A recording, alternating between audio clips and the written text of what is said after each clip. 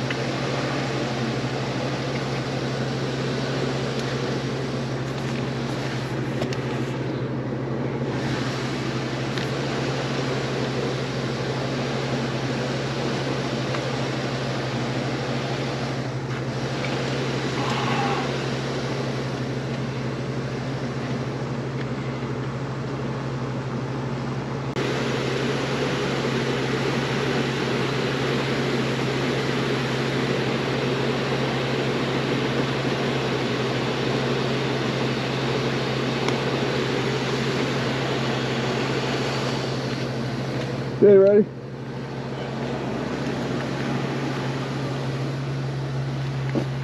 Good, buddy. When your chase will be bad. Stay, stay. He's ready. Chase, you had enough of being in this truck, didn't you? You're just too excited, buddy. Hi, Zorro. Oh, you're a good boy. Car coming, if you want to just close the door for a second. Thanks. Hey, guys, Chase. That's the ultimate tease we just gave him now. Yo, yeah. he might be short enough to entertain him a little bit. Oh yeah, let's start shooting on him, sure. That harness is better. We used to have the one I used to use. Dude, he chewed it off. He chewed the buckles off a couple times. We had these cable ties. And then I tried that harness, and he doesn't go for it a lot. Just very, very bored will go for it. Yeah, it's probably more comfortable. Yeah. Yeah, it's something. I got padded harnesses. I tried all kinds. It's something with the design of this that's just keeps them comfortable. Or that doesn't bother him. Yeah, he probably only chose this one because he was so sick of the old one. Probably. It's fun. Uh-oh. You got Zorro? Yeah. Okay. Okay. Good boy, Chase. You are outside, buddy. Where you want to be.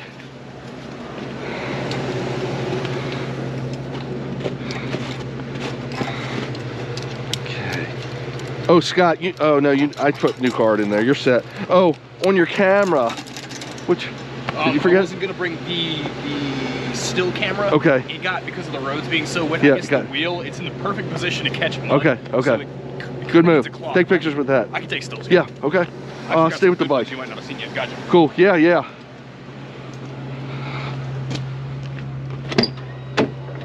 Stay, buddy. Stay. Stay. You're such a good boy, Jag. There you go. Only when you yell at us do we say, that Jaggy's a rotten boy. Okay, buddy. No cars, and here we go. Easy, buddy. Take your time. Good boy.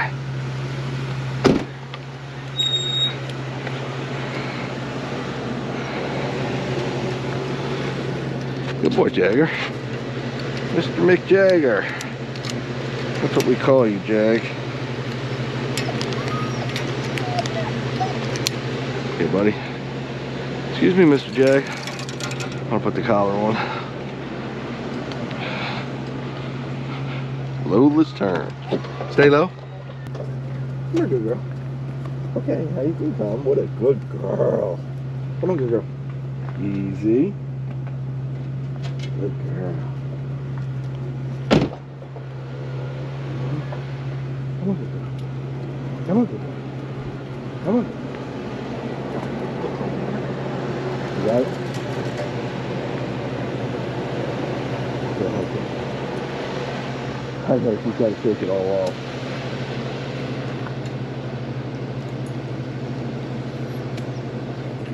Good girl.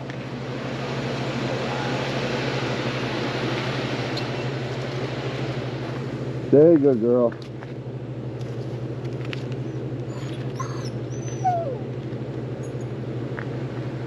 Oh, did that really just say?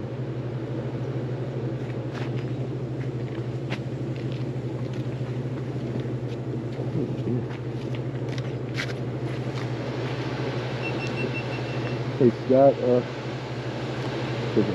hold this for 1 sec here. Okay.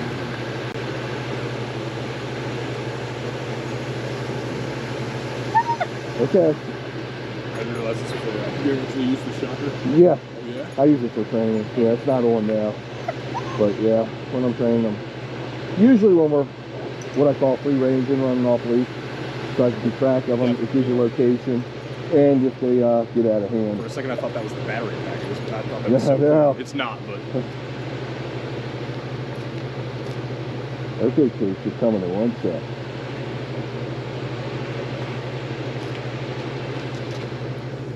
Lola, hang on 1 sec, honey.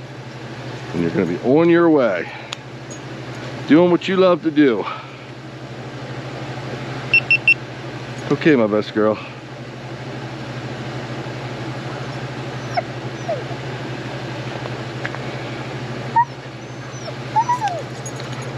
Okay, buddy.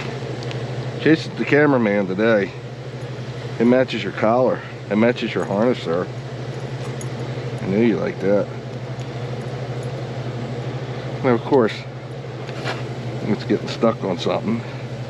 Not your GPS collar. I'll get it, Chase. Give Pop a sec.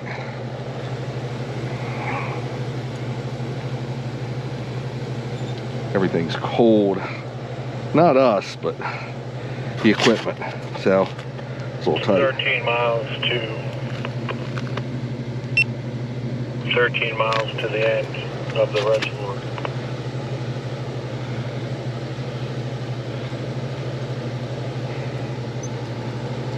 Sorry, bud. I try to get this down. That's cool. That'll be perfect. Okay, let me start my equipment up here. Chase, 1 sec, buddy. 1 sec.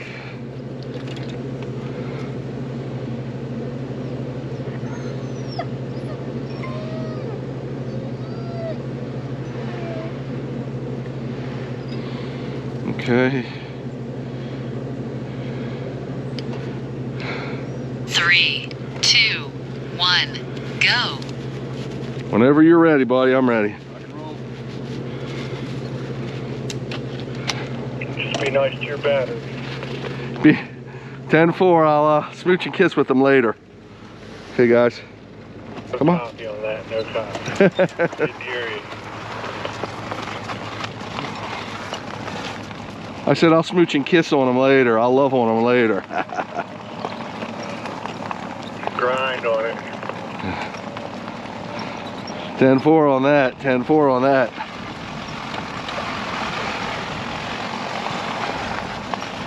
Okay, folks.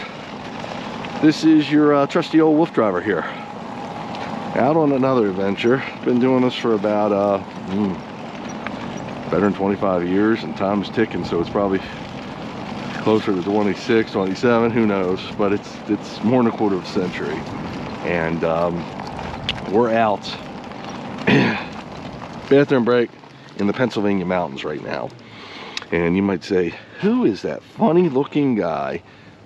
But you really can't see me. At least not right this second. Maybe from another video view you'll get to see me soon. I'm wearing this crazy helmet, good boy Zorro, that I always seem to funk myself up with. These helmets I use sometimes, most of the times in the winter and sometimes in the summer, are pretty cool because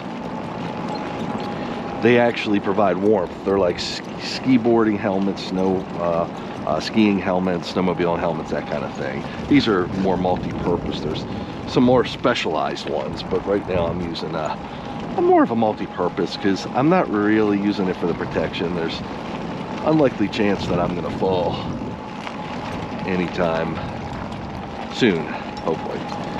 Maybe that's why I'm sitting right now. You might also be asking yourself, what's this guy doing? What's he? Why is he sitting? What's he on?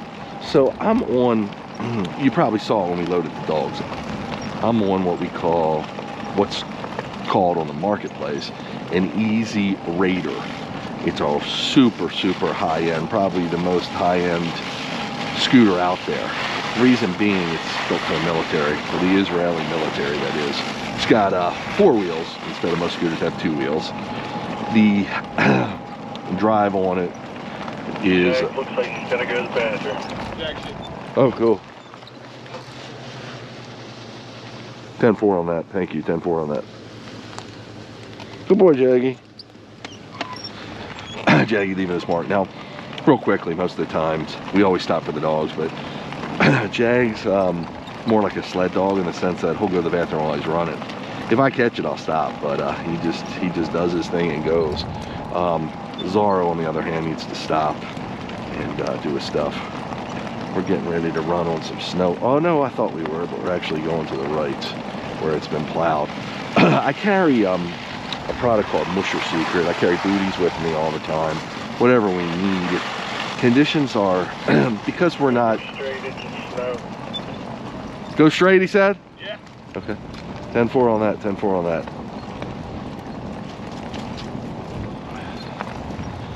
So, depending on the... Straight? Okay. Come on, guys. Haw, haw.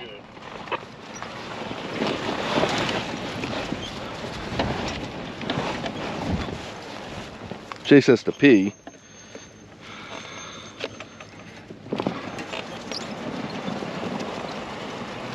So depending, you know, day to day, the snow changes. So as the temperature changes, it sometimes will melt and freeze up during the night. Sometimes Let's it'll... hang back here and see if I can get the 4-wheel drive to engage. What you guys want to do is 4.5 miles, go left, and then go right, and then just keep on going straight. 10-4, if we don't see you, just do that, right? 10 miles, go left, and then that'll turn into a right, and then you just go straight to the end. You'll be at the end if you don't follow us, correct? 4. So, as I was saying, these conditions changing all the time. Most of the time, we're not using any booties. We're more likely to use Musher Secret. We didn't even know there'd be snow here, but this time of year, you never know what you're going to run into. 5 You always have it minutes with me. completed. Musher Secret You will covered coat the paws with a 0.38 non-toxic miles. wax, Your and current it'll keep the speed snow is from snowballing. Now, not all dogs 3.6 snowball. miles per hour. Usually huskies, dogs with hair between their toes will. You can keep the hair cut between their toes. That can help prevent it. Snowballing is an effect where you get... Oh, we got snowmobiles, dude. Gee over. Gee over. And a bike rider. Gee over. Ho, ho. I'll step in and just go. Nice. I know, you see the snow. You're ready to go.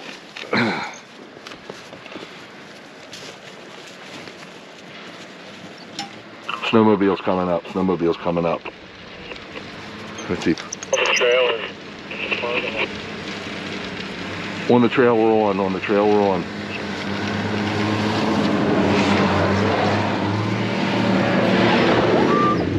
Okay, okay, Chase, we're gonna go.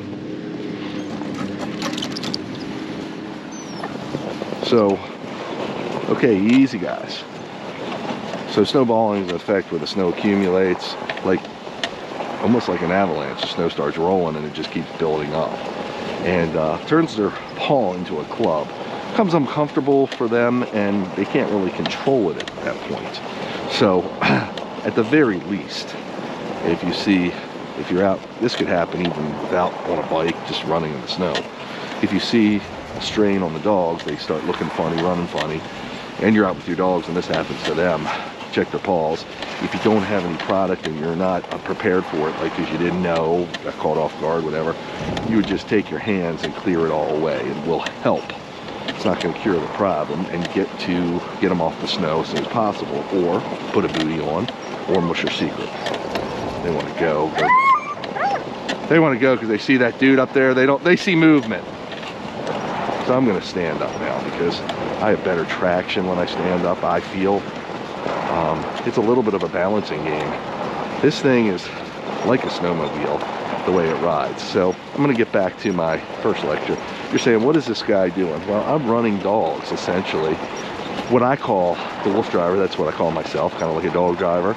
But since I'm not doing this in a traditional fashion, more of what they call an urban mushing fashion. And even then I'm pushing the envelope because I'm putting them on the side. Urban mushing, they'd still be out in front most of the time. But a dog driver is a professional dog musher. I'm a wolf driver. I'm a recreational dog player, if you will.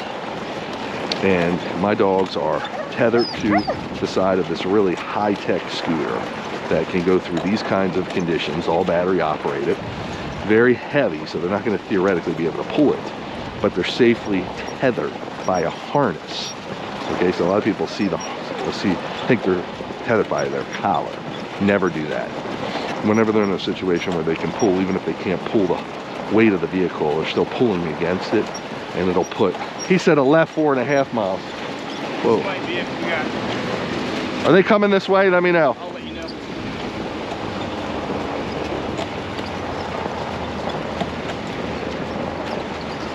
They haven't made the turn yet. I think they're just watching us. Huh. Tell him we're going to pass him on the left.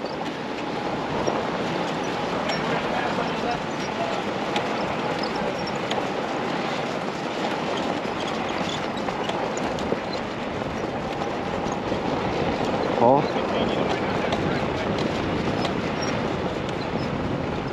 I'm going to wait till the road widens up a little.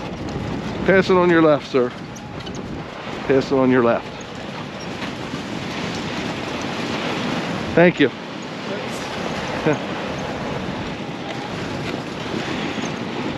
Stick the snow on Zaro's side. Come on, Zaro. Good boy. What's that? He was loving it for a second. It looked like he was swimming. Yeah, he probably was. Good boy, Zaro. Swimming in the snow.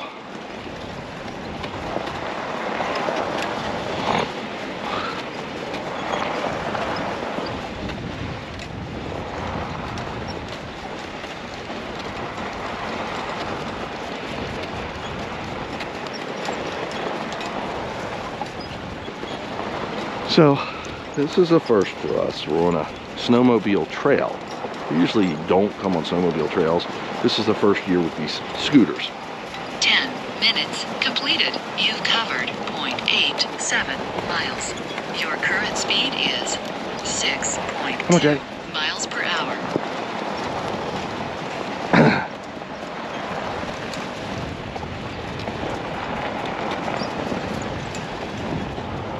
Come on, guys.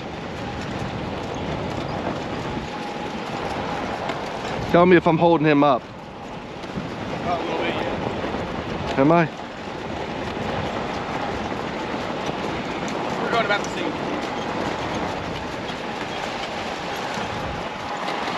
Sorry, paying attention to what I'm doing.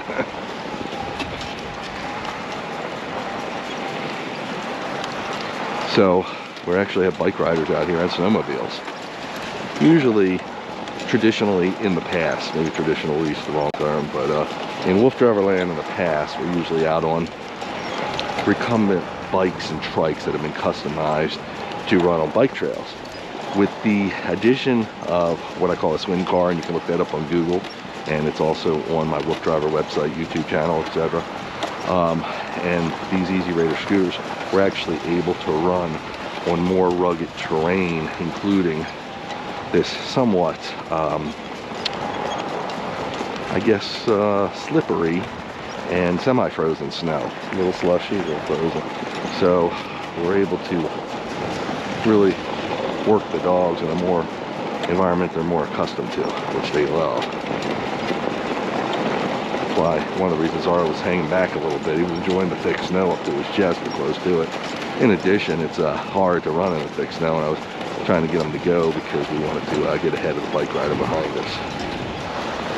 If I'm holding you up, sir, you tell me and I'll move over.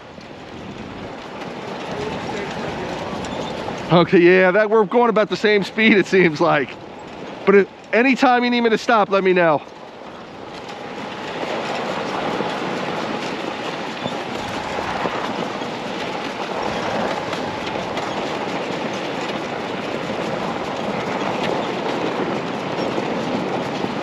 There's a bike rider behind us.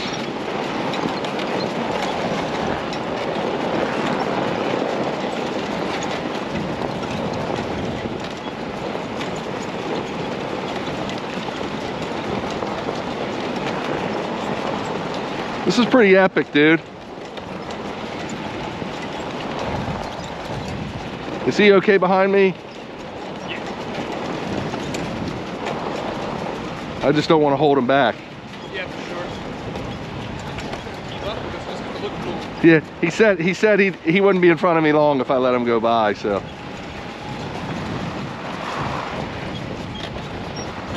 So, these bikes are tethered in a very safe manner. They're using a harness, as I said. This is what they call a tracking harness, or a utilitarian harness, H-back harness, some people call it. It's not a sled dog harness in particular, like an X-back harness, or maybe polka harness some people might use, or there's a lot of different ones that are a little more designed for pulling sleds. This harness is really good for keeping the dogs in control and giving them a safe way to run and do some moderate light pulling as they're doing here. And these are my harnesses of choice. You see they're short, they're on them short. It still disperses any weight. They can muster up any energy. They're gonna muster up the pull. The weight will be distributed evenly and protect them. But more, they're doing more running, but it certainly wouldn't want a collar. Would ever want to do this on a collar. In addition, some of these harnesses have multi-point hookups. Some of these walking or tracking harnesses like this. So it could go closer towards the neck, but it still disperse the weight much better than a collar would. But it would just give you more control. So I know people often ask me, hey, Wolf Driver, what's a good harness to walk my dogs in? Because you always have better control, whatever activity you're doing with a harness. And Huskies are a tough breed. They will pull you. And 15 you could minutes completed. You've covered 1.4 miles. Your current speed is 3.9 miles per hour. you can actually take the pulling out of them if you really try to work, but that would be counterproductive. That would be taking their instinct away from them.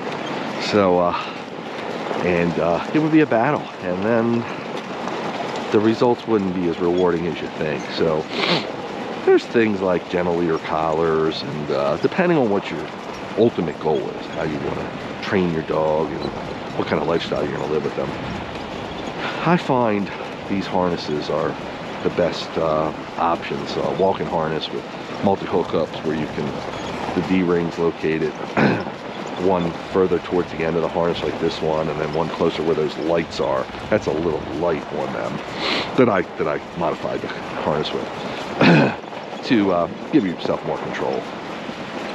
My dogs aren't walked on a leash much because they are usually at home doing on an activity like this, or there's some farms we run on where they free range. And so most of the times I just use a lasso leash if I need to leash the dogs for some reason. Now, if I take them somewhere where there has to be leash laws, of course I'll leash them. And this is considered leashed. We looking good? Yeah. Boy, I'm warm. I feel good.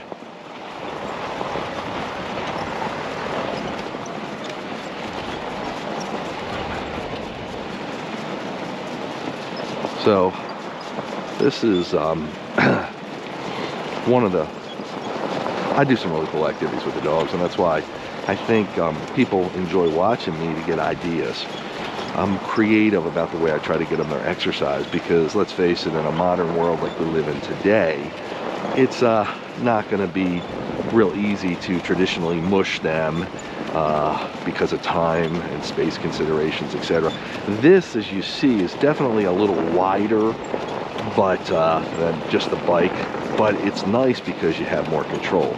So if there's a distraction or somebody coming, I can easily pull over. If they were out in front of me, like a more traditional pulling situation on a, what they call like a tow rope, that could be a little bit problematic because they could smell a dog. Someone could be with a dog, and it would take more control to keep them under control, and it would possibly put the person, it would scare them, essentially. It could. So if you're on a dog sledding track, okay, no big deal. You know, dogs are going to migrate left to right sometimes, but on these kind of trails that are more designed for bike riders, snowmobilers, etc., I need to keep them tight in with me, and this allows me to do it by keeping them on the side. That's why I enjoy this so much, because we can go to so many other places than just big open areas. We can fit in really narrow trail lanes that you wouldn't suspect. It's kind of cool. So we got a nice pace. We've been doing 7 miles per hour, it looks like. Top speed right now has been 9.6. We've covered 1 3/4 of a mile in 18 minutes in. So we're actually doing pretty good. What's nice about this trail is I don't have to worry about cars. A lot of roads. We run on a lot of roads because mountain roads or desolate roads, but still occasionally you'll get a car, and you'll see that on plenty of my videos. But with something like this, we don't need to do it. We can be on the snowmobile track. Last year, I did have the Swin car last year. Swin car could handle this too. I think they're both about the same. These tires are a little thicker than the Swin car. Swin car is really an interesting beast, and it is more of a bike than a car. Some people get freaked out, like, you're tethering your dogs to like a car vehicle. It's not that. I wouldn't even tether them to an ATV. Now, these guys might be able to do it. They probably would because they know how to run with a vehicle, but it's still a little too much weight and too intimidating for me to do that with them. So these kind of vehicles where they're still based on bike-like builds are much more easy to do what we're doing with. 20 minutes completed. You've covered 1.89 miles. Your current speed is 7.7 miles per hour.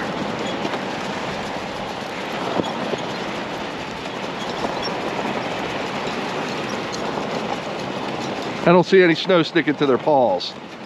I think it's the perfect temperature. Yeah, I got the booties with me in the Musher Secret this time. That's why I get the fanny pack if I need it. That guy took off, didn't he? He told me for a while he'd be doing our same speed, but...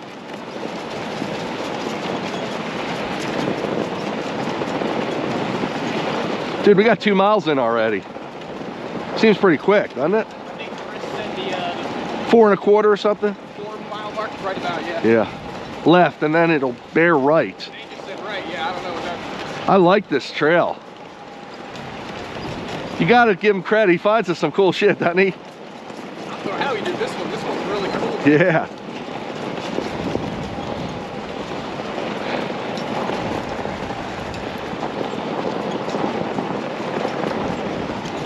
By the way, we just added to the Wolf Driver Teespring store the sweatshirts. The sweatshirt that I'm wearing, if you get a glimpse of it in the video, it's all over Wolf Driver logo print, and it's badass.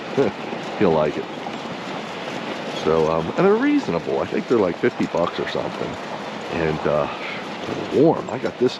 I layer my clothes. That's why they're perfect for me. They're actually, I have a lot of Under Armour I wear, and I wear a lot of their hoodies. This is a hoodie. I call it a sweatshirt, but it's a hoodie. And the Under Armour are usually a little thicker than this, which is not as good for layering unless it's your top layer. And they are nice, the Under Armour. I like them too. But of course, I like something with a dog on it, so I got the Wolf Driver brand. So Scott is on one of these scooters too, what you're looking at. But Scott's scooter is what they call the HD2, which has rear wheel drive, and he's got 2 motors on there, which is still a lot of motor for that kind of configuration, that light, relatively speaking, of a scooter vehicle. Mine is the HD4, which has a motor in each wheel, 4 motors. or hub motors, they call them. And this thing's a beast.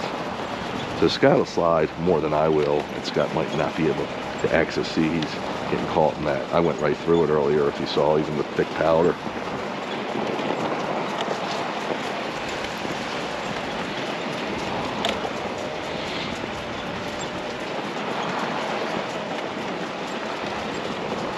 This is just so much fun.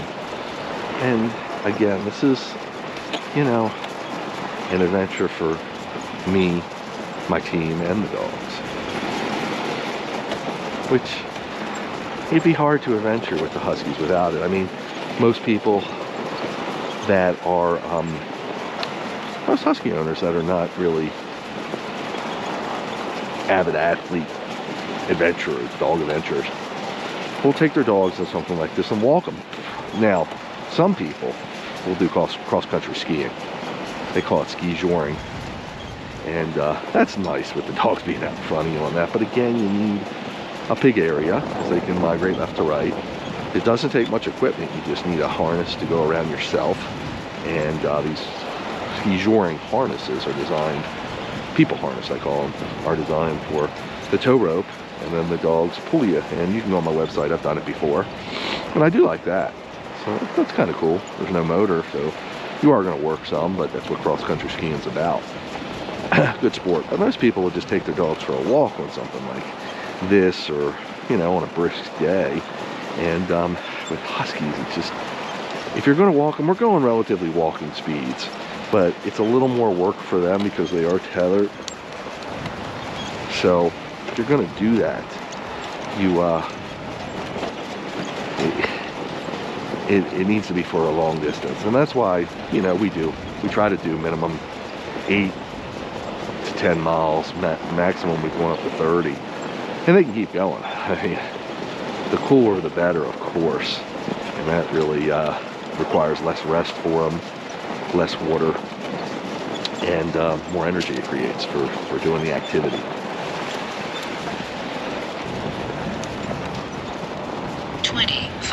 Minutes completed. You've covered 2.37 miles.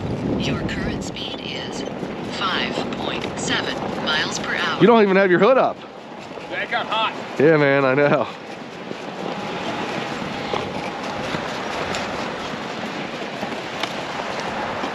We're gonna get cold in the truck and overestimate how cold it's gonna be outside. Exactly, I do the same thing. Once you start moving, you don't even notice. You don't at all.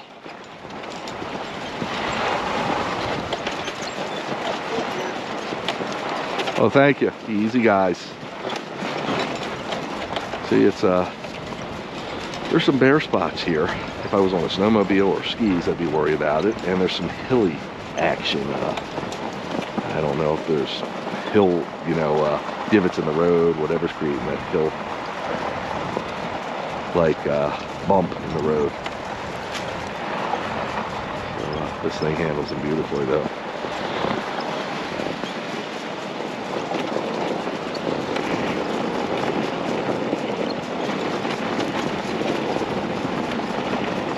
Got a pretty early start out on the trail, relatively speaking.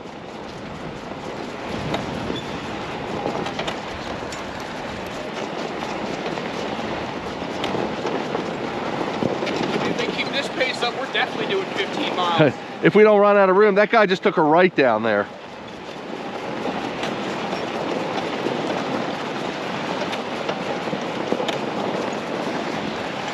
Yeah, even Jag's in the game. Oh yeah. But the snow feels better on their feet than anything else. Yeah, and it keeps them cool, the temperature of it. That's where they emit their heat from the pads. Yep. So that just rejuvenates them right there. Keeps them going. It's like air conditioning. Yeah, it says to the right, but we're not going that way. I trust Chris over what it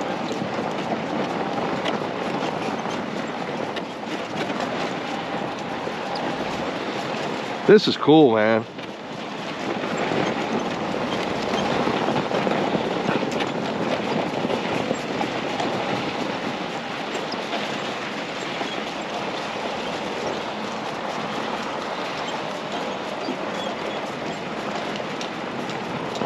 You could have brought the camera on this, dude.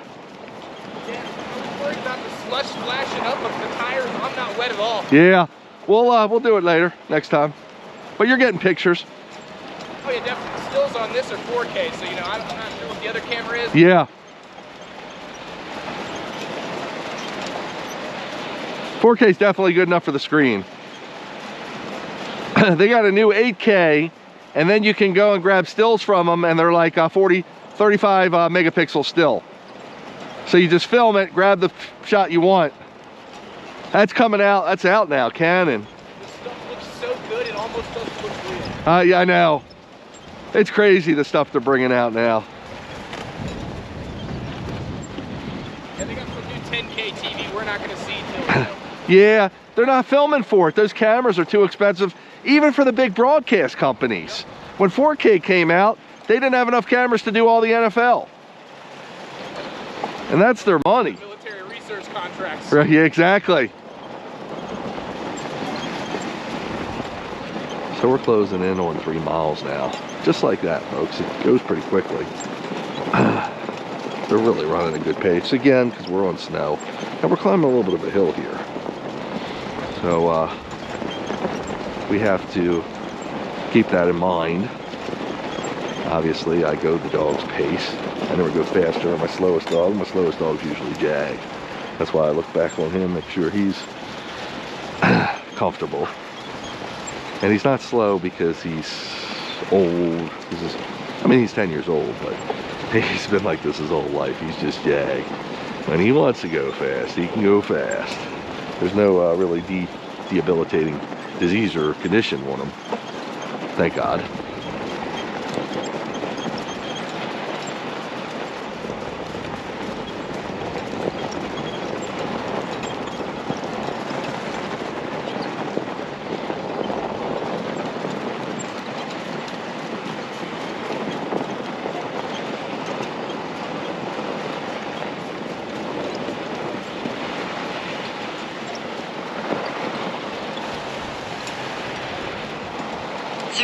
Minutes completed. You've covered 2.8 miles.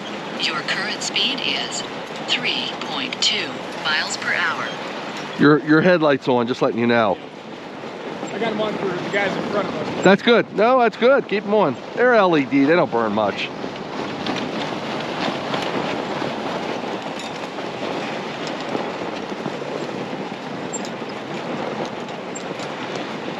Now I'm climbing almost a 6% grade hill, which if you don't know what the grades are, it's fairly steep. And this thing's eating it up. Scott's was sticking a little bit, but of course with these 4 motors I can just go up it like I'm on a snowmobile, or maybe in a Jeep.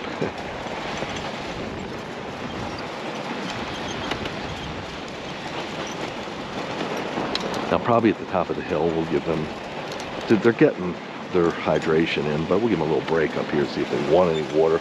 Always offer it to them if it's not frozen up. But it won't be, it's not that cold today. They start with it on the room temperature side to prevent it from freezing for a while at least. And when there's snow out here, they really don't need it. But it's always good to check. Good boy.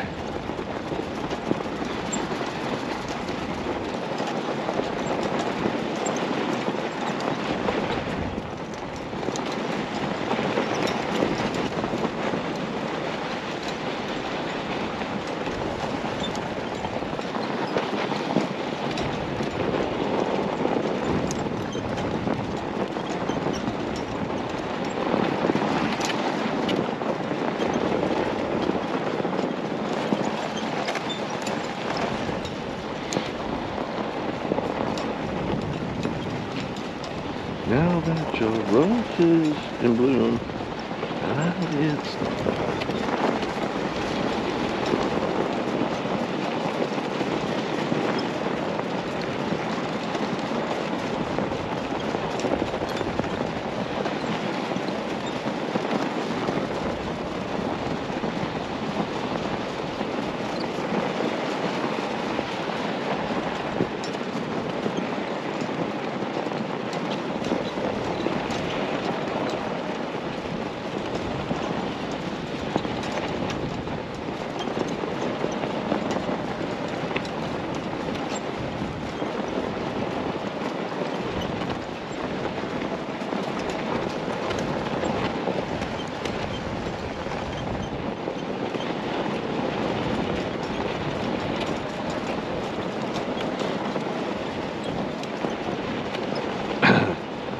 it's amazing the different areas we run. I mean, we were a couple, probably a month and a half ago, we were running, I just put the video up on YouTube, we're getting ready to publish it. We were running areas in New Jersey that were sand roads, basically. Near the beach, near some lakes. It's really cool. We were doing that a month and a half ago, 2 months ago at the most. And now we're doing the snow runs. Snow roads, snow runs. How cool is that? I love the diversity and the way the dogs just handle all terrains. It's really cool. Just lots of fun. Used to be a company I know, used to be called All Terrain Dog. I used to get some of my supplies from when I was doing ski joring and bike joring, where they were out in front and all that good stuff. I've forgotten more than most people will know, just because I've been doing it so long, and I pioneered some of this stuff.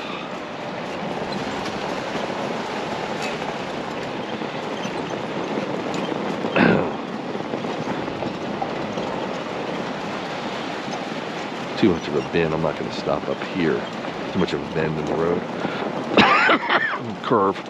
So I want to be able to see ahead of me, because we have seen some snowmobilers and bike riders, as you have seen on this video, and just want to make sure we don't surprise anybody, come around the corner and whoa. So we're over 3 miles, 3.15.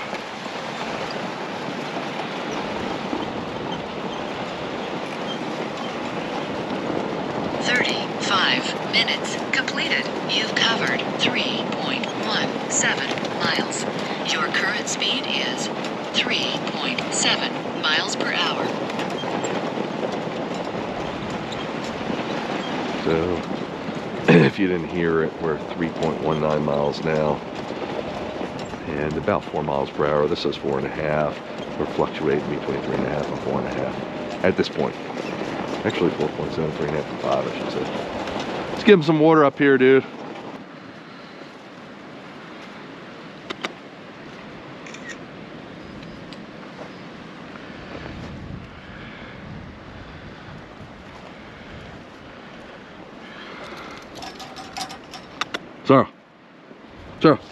Sorrow. Eat snow.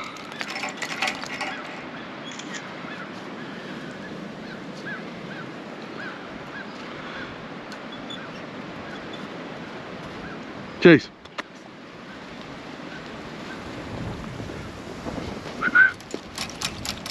Yeah, one sec. I got him. Cool. You know what? That's better. Use this soda. Is that you, Crispy?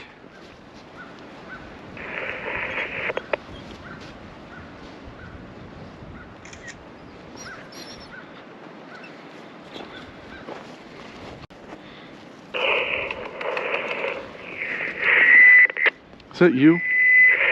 Yeah, okay, just making sure. It doesn't matter, it's just keep getting your pictures, bud, don't. I wasn't even thinking about it, yeah, but then... Yeah, well, that's what happens. I do it too. Look at him. He's going wild.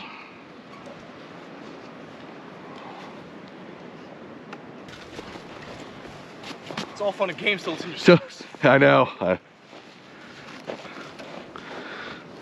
Jag's the only one drinking. Yeah, they, Lola touched it, but she was eating snow when I gave it to her. Yeah, that's what Zara's been doing. Yeah, they all have a little hole where they're taking it up. Self-watering dogs, huh? Yeah, exactly. So, hi, good boys. What you doing, Chaser? See if I can clean your camera just to make sure it's clean for everybody watching. You're a good boy. Zara's a good boy. Lily's a good girl. Jaggy's a good boy.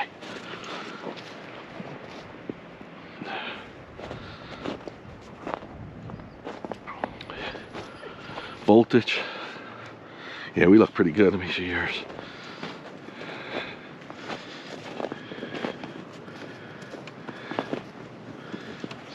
.1. I don't think that one's got... There's hookups in the back for battery power. for external battery power. This is a built-in battery. So, when they haven't, these are so new, they haven't even come out with them yet, but they'll be out with them next couple months, and I'll get some of those.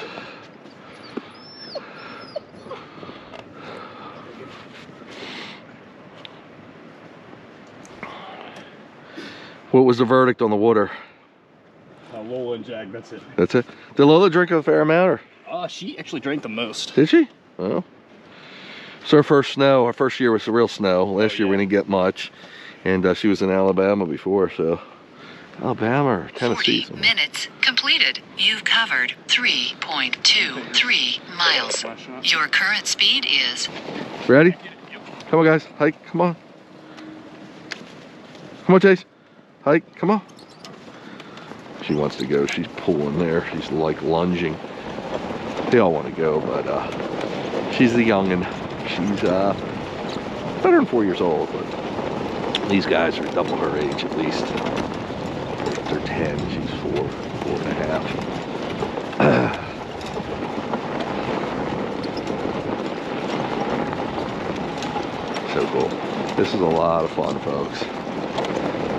To me, this is a dream come true because I didn't have the capabilities to really run them the way I like to mush them on the snow without using a sled. And with the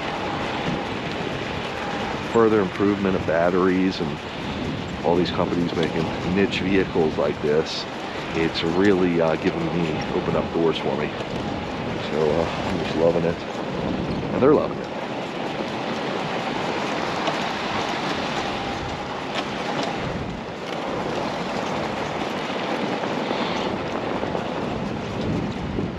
So I feel a little breeze back here. It's a little windy. No problem, I'm dressed appropriately, but and the dogs are always dressed appropriately for cold.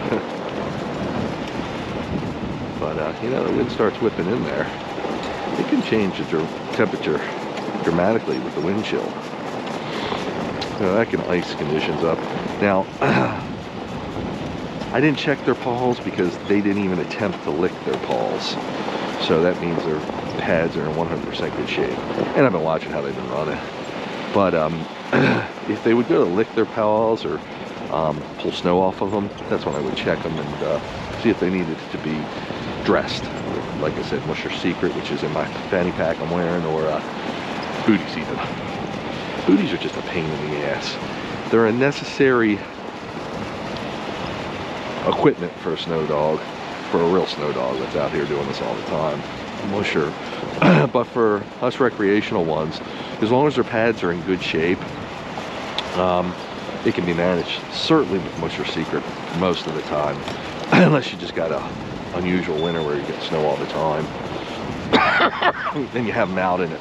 But again, even just walking a dog on a leash, they're not going to be trying to get traction and spreading their pads as much, but they still can collect it between their toes, and that's what can cause the problem.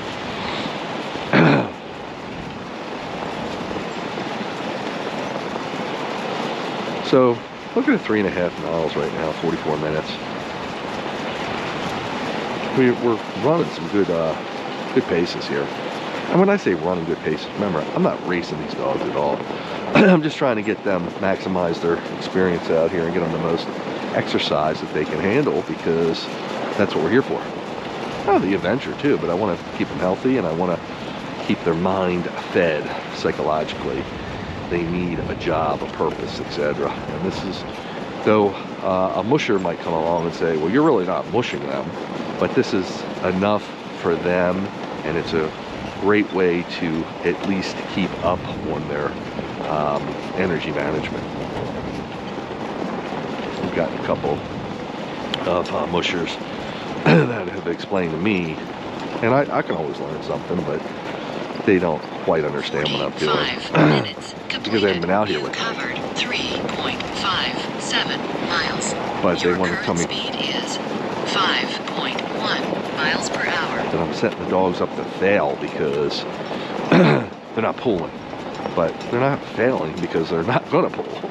I mean, Some of my lighter bikes, I call the dog powered go-karts I was talking about earlier, the recumbent trikes and quads I have, and even regular bikes, they can pull, and even I have a lightweight scooter, they can pull me on. But we're not doing it consistently enough that it's going to undertrain or overtrain them, with complementing them with my main activity, which is running them like I am now. Zoro, his paw, he almost, he didn't fall, but he bent down a little bit, and you want to be ready for that, because he could run into a deep snowdrift or a divot in the road we don't know about, whatever. So I'm always ready to put the brake on.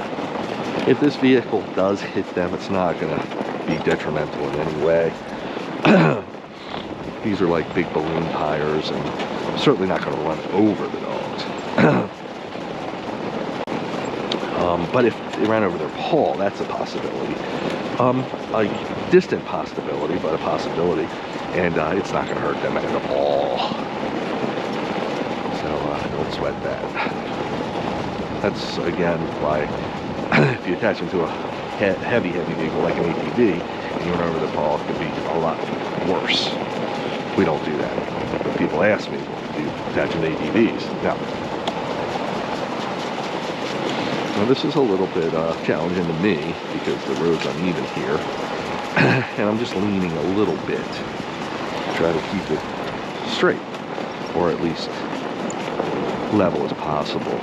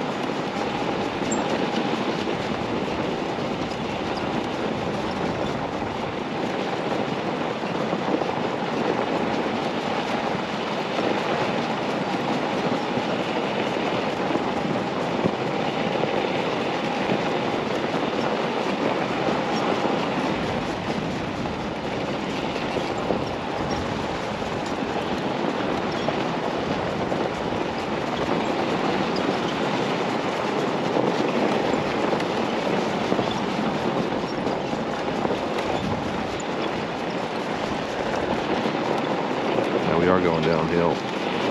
We're at a negative 4.3% grade, which is a decent shot downhill. But the snow is keeping us from going too fast. I have brakes, obviously, but it also has this vehicle regenerative braking, which actually puts pressure on the brake, which puts pressure on the motor and keeps you going slower, but it also recharges the motor. Imagine that it's just winding the motor in reverse, and when they add this regenerative braking, this technology to that, it recharges the battery some. So you're actually going downhill and recharging the battery. How cool is that? Helps out. Believe me, it helps out. The dogs are happy. See, they're bouncing. They're happy.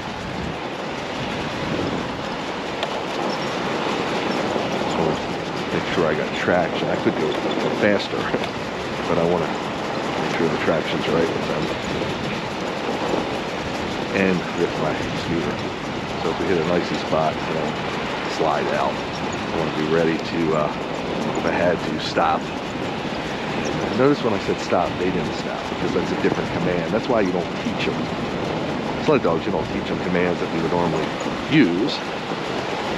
Plus, you can, the word for stopping is whoa.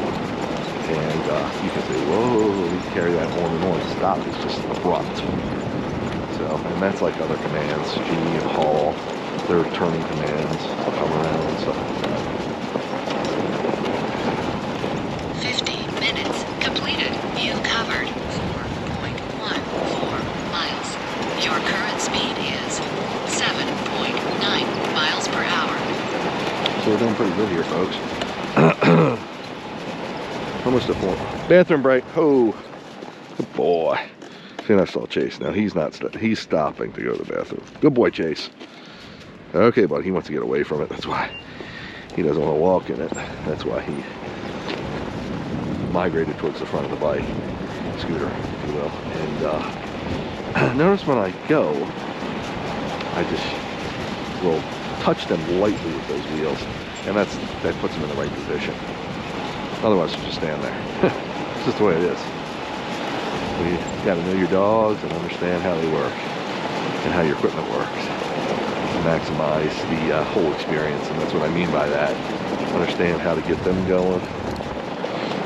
So some of my vehicles are not out as far in the wheels here because they could get in front of the wheels here, which I don't like. But they're trained, and I know what I'm doing. It's not my first rodeo.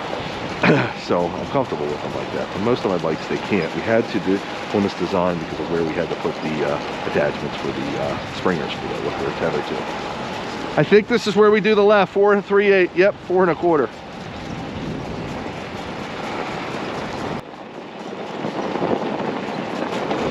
G over. Let me get there. Cool. Don't want to be right on this cliff. Come on, guys. Sorrow. Right here. With that sun hitting that mountain. Oh, guys. Let me get a quick picture like this. I don't think you need to. I don't think they'll drink it. Yeah, and it's only been 1.5 miles.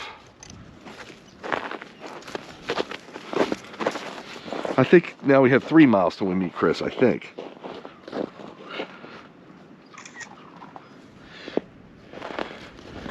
Cool, man.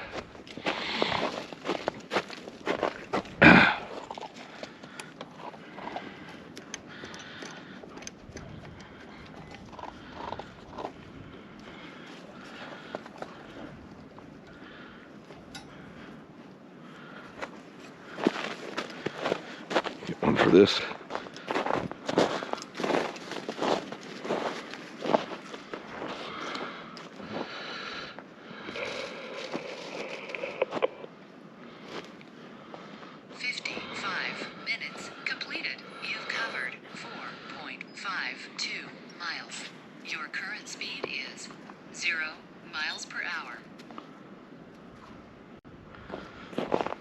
Cool. Zara's right in front eating it up. Awesome, man. I don't think it's much better than this, dude. No. Unless it was snowing and still warm. Yeah, that's true.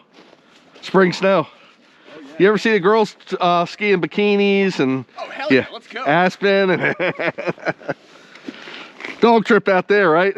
Immediately. Come on, Zara. Okay, guys, come on. Hike, Zara. Come on. Good boys. Come on. Come on, Zara. Good boy. Come on, guys. Watch I push him. Come on. Come on, guys. Not really pushing. Good boy.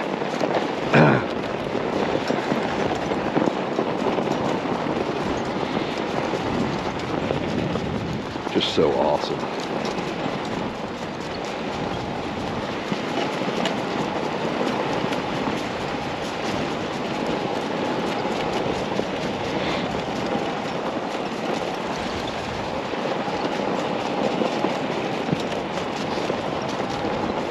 When you see beautiful landscapes and shots that you can take nice pictures of, we like to stop and do that. Because truthfully, we don't know when we'll ever be back here again. It's all about seeing as much of the country that we can access. And a lot of times we don't get back to these places. So, and that's what keeps it fresh too. And that's what keeps the memories alive. Well, I remember being there in the winter of 2020, you know. And there's a bunch of places that we've only been to once. Now, we have our go-to places when it's just the weather's just too terrible, and we can only make it so far, or the time's too late in the day, or it's only an area where we'll have weather that'll cooperate with us, whatever. But a lot of times we'll look to venture to other places. Jay saw that big snowball and he's like, what's that? who wants to check it out. They always think it could be an animal or a potential food, anything, something they can eat. Not that they're not well fed, just that they're opportunists.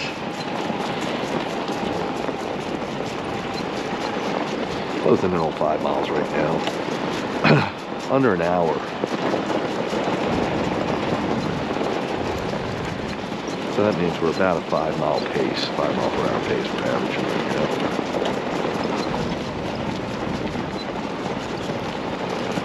I mean, I gotta admit, this is one of the coolest things in the world that I do, or I've ever done.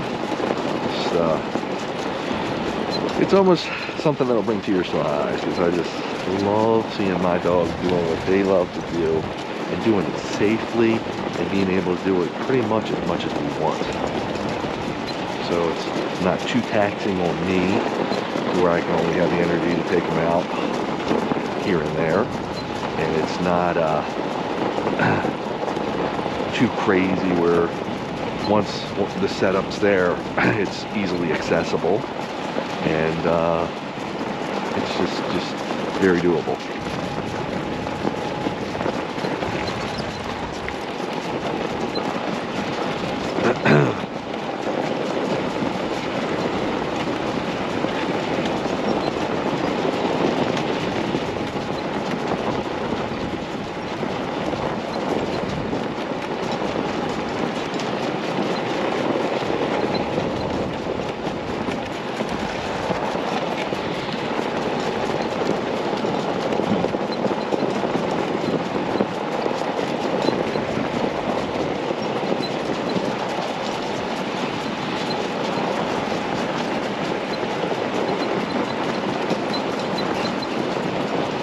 Scott takes his well, he takes his life into his own hands. He gives a great lens to get video, so we can make this as I guess document it to the nth degree. It's really cool, and I appreciate it very much. I don't want to hurt himself, obviously, but he's a young buck, and he enjoys the challenge. 1 hour completed. You've covered 4.98 miles. Yeah, so right at Your current 5 speed miles. is 7.3 miles per hour. Gee. All over. Give him some commands, all over. Try to stay on the grounds here, because the road really dips in. Either the grade of it, the design of it, or the snow embankments making it like that.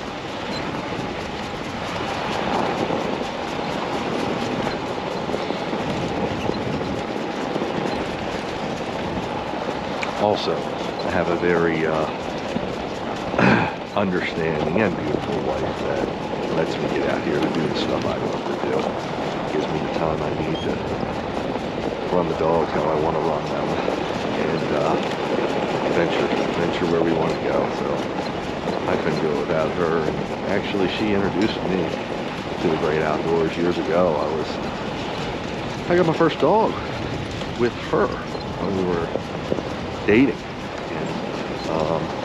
And, sorry. Yeah, we were living together, I should say. We weren't married. And it's been, 25, 30 years now. So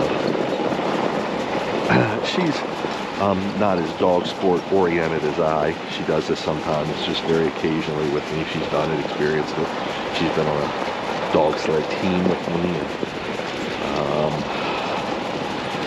And I've taken her mother and my stepdaughter and everything to do this kind of stuff. So they know what I do and what I like to do. And we've had generations of huskies, so they love the dogs, of course, the whole family. But this is a little extreme for them as much as I do it. But she lets me do what I want to do. I love her. So I'm very happy about that, of course.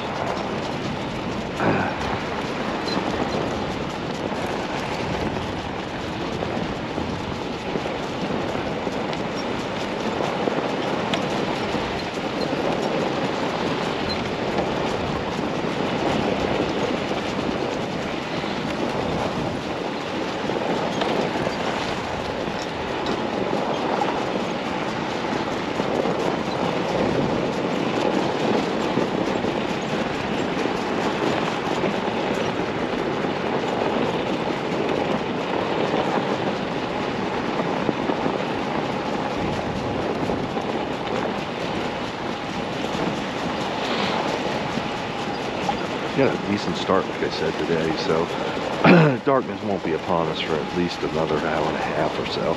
I mean, it'll start dimming, but we won't be in full darkness for at least an hour and a half.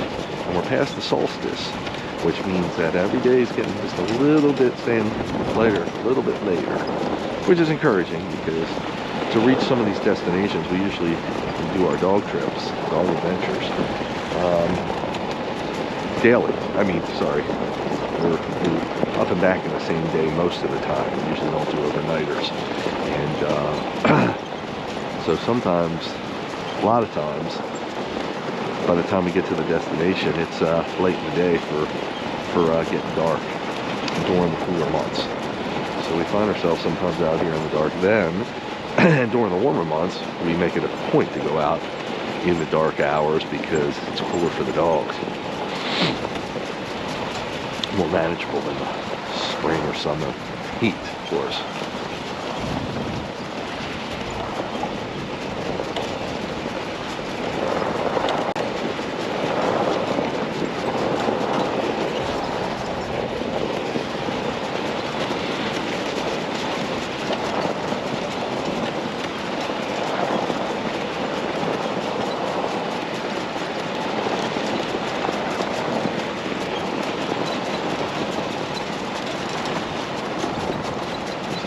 Here, these could be vacation homes, hunting cabins, anything. Could also be regular homes where people live all the time, but it doesn't look like it. I don't see a plow drive or anything. He said go, no, I can't go the right there. Round Knob Trail. Be coming up soon, though. I don't know if it's 3 miles. We've gone about 1.25 miles since we turned, so another mile or two, another couple miles. 1 hour, 5 minutes completed. You've covered 5.55 miles. Your current speed is 7.0 miles per hour.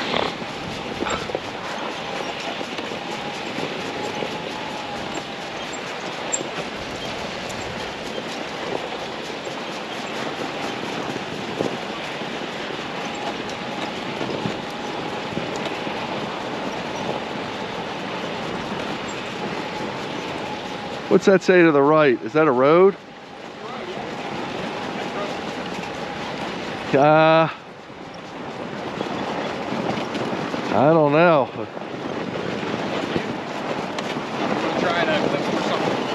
I don't think we got signal. Well, no signal. I'm looking at my phone, so. He said go to the right. He's usually pretty specific, and when we left out and he said that, he wasn't specific at all, so I was like, eh, but it seems like this is correct, so. That road was open too, though, but we'll see what it looks like down here.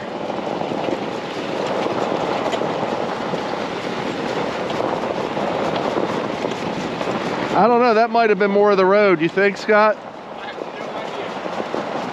idea. I know this was Spruce Run something or other. You want to turn around? Yeah, let's turn around, I think. Come on, guys. Haul. Haul, haul, haul. Watch me turn around. Haul, haul. Sorry, haul. Haul. Haul, haul.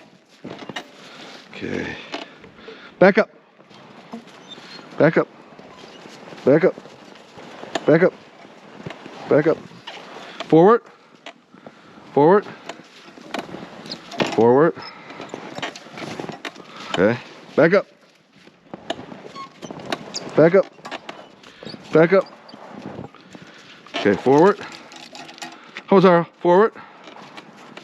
Hosara, forward. Boy. The wheel touched Chase and he just moved right out of it. Haul over. Whoa. Haul over. Oh, Chase is rolling. Come on, Chase. Haul over. That was some thick snow, and this thing was going through it.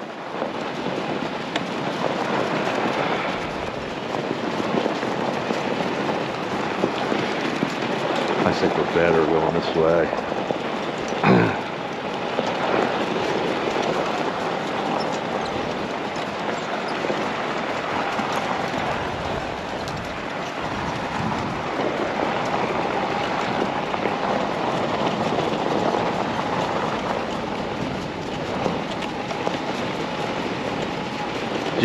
G? What's that say?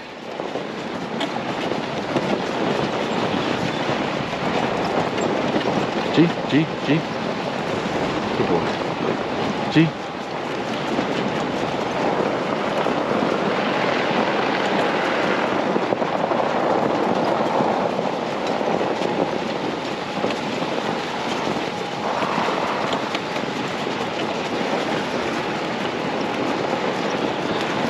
This is part of the adventure, folks. Nice little stream next to us, creek stream. Mountains to the left of us, mountains to the right of us. Pretty impressive.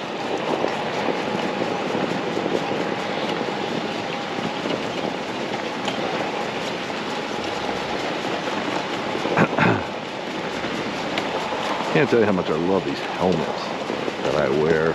Again, I think this brand is Smith. I think they used to make ski goggles when I was a kid. They might still make them. But just something I got on Amazon. I bought one and I'm like, this is really comfortable. And then I saw how I could add my camera attachments to it. I'm like, this is cool. And I said, you know what? Let me get different colors because I do all kinds of filming. Sometimes we film at 360. Sometimes we can put extensive lights on these. Sometimes I wear a spinning camera, all kinds of scenarios. And instead of me rigging up every time I do a camera, I like them when they're already there. And once I make a specific rig for the camera, for the helmet, I hate to erase my work. I like to keep it set up so I can use it like that for the future.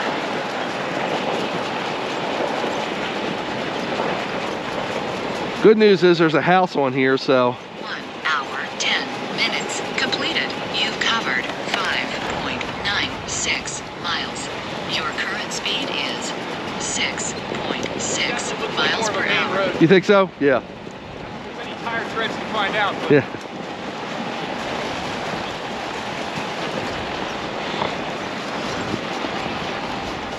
I'm not worried about being out here too late. I just worry about our battery holding out on the bikes because, like I said, we don't have those jumper batteries, which would double our mileage.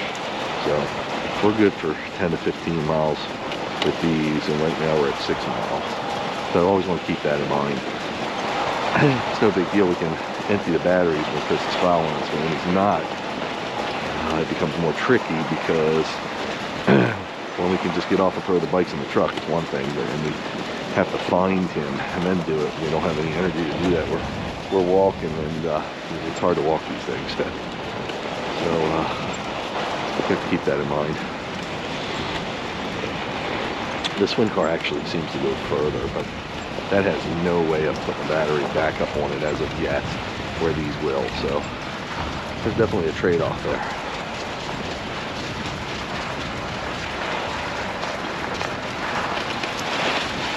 Okay, haul over.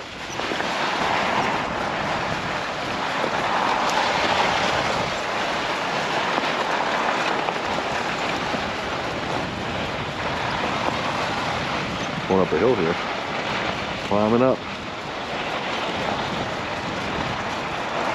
But that's what burns most of the batteries, climbing hills.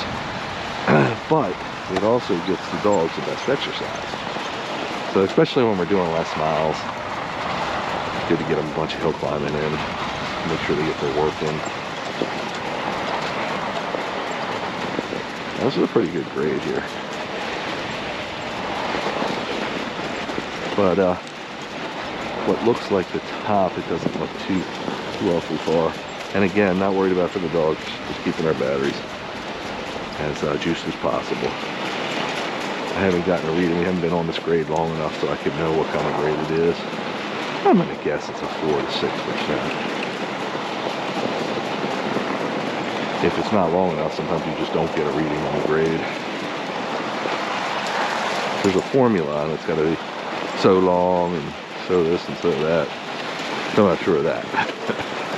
I know how to read it and understand it.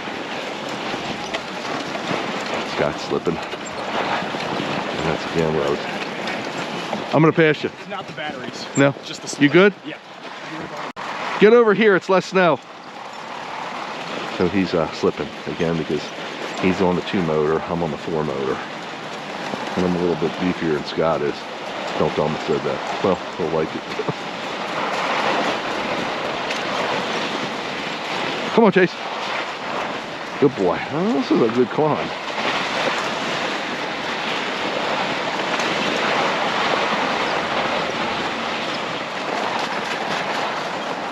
Trying to get this some level ground. You okay?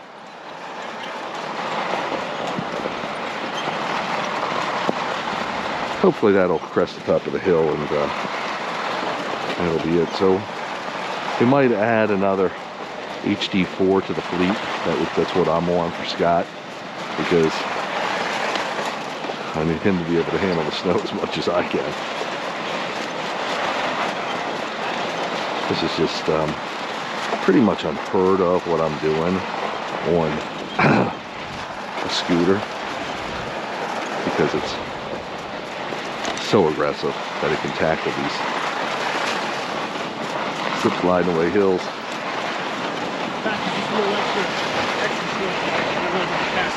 Okay, so don't worry. Yep. Yeah, it looks like it's going to crest up here, I hope.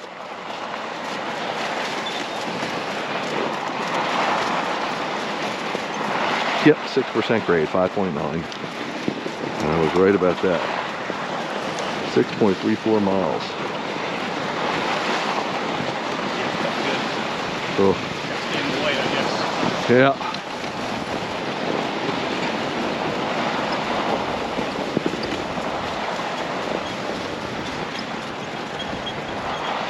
Whoa. Lost it, huh? Yep. Because you slowed down to take video of me. 1 hour, 15 minutes completed. You've covered 6.38 miles.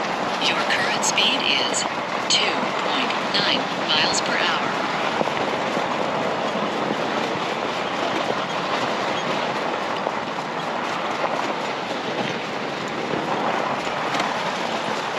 You okay? Yep.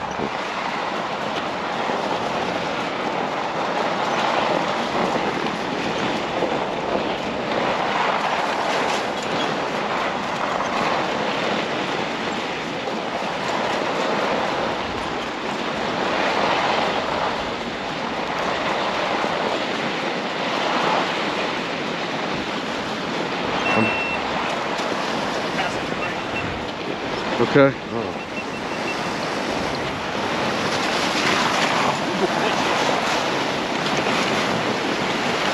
I gotta hit my camera. Ho, guys. Ho, ho, ho.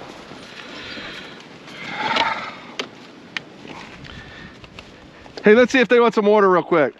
Can you make it back down? I'm walking. Yeah, I like it.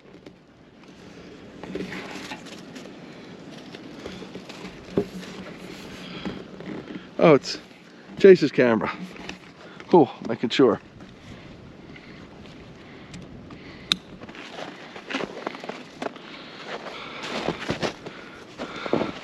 See if I can get any signal for Chris.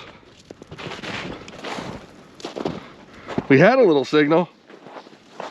I might get it back when we get to about the top. Yep.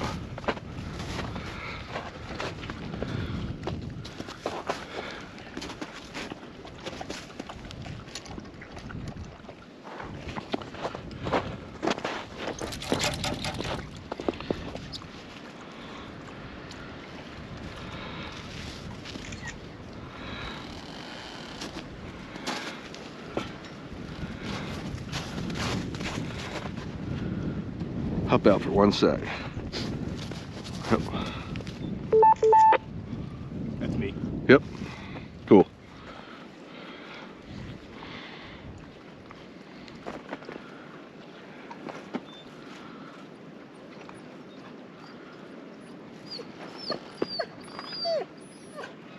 It's okay, Chase. We're going in a minute, bud.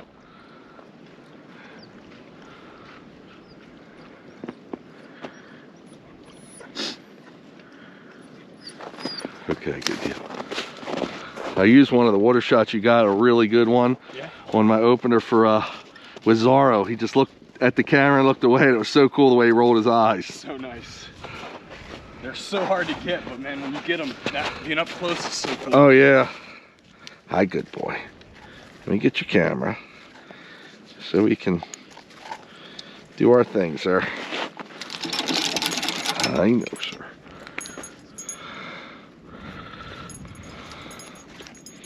Changing the battery on the fly.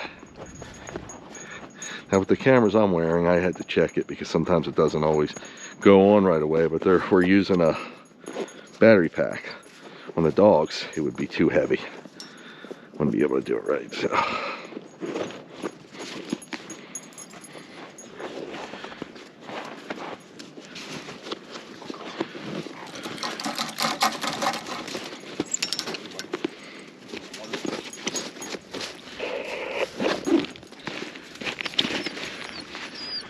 Okay, Chasey.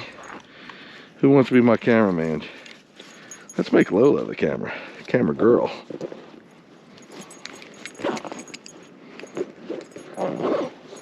Zipping up my fanny pack here.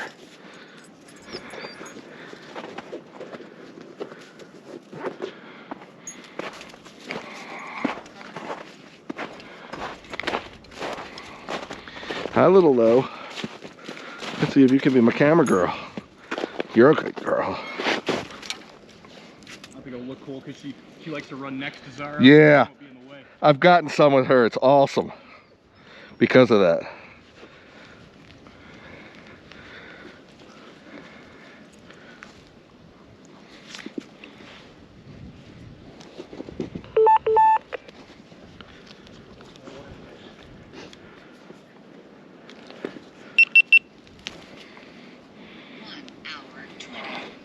Completed. You've covered 6.47 miles. Your current speed is 0 miles per hour. Going on one sec, guys. These are really GPS collars, so the antenna, I have to tuck it away. I'm not using it. You're the best girl in the whole world. Yes, you are. I think I just got a text. I did. Bathroom real quick. You got any cameras pointed at me? No, sir. Not if I sit this way. I think I might be able to glimpse him.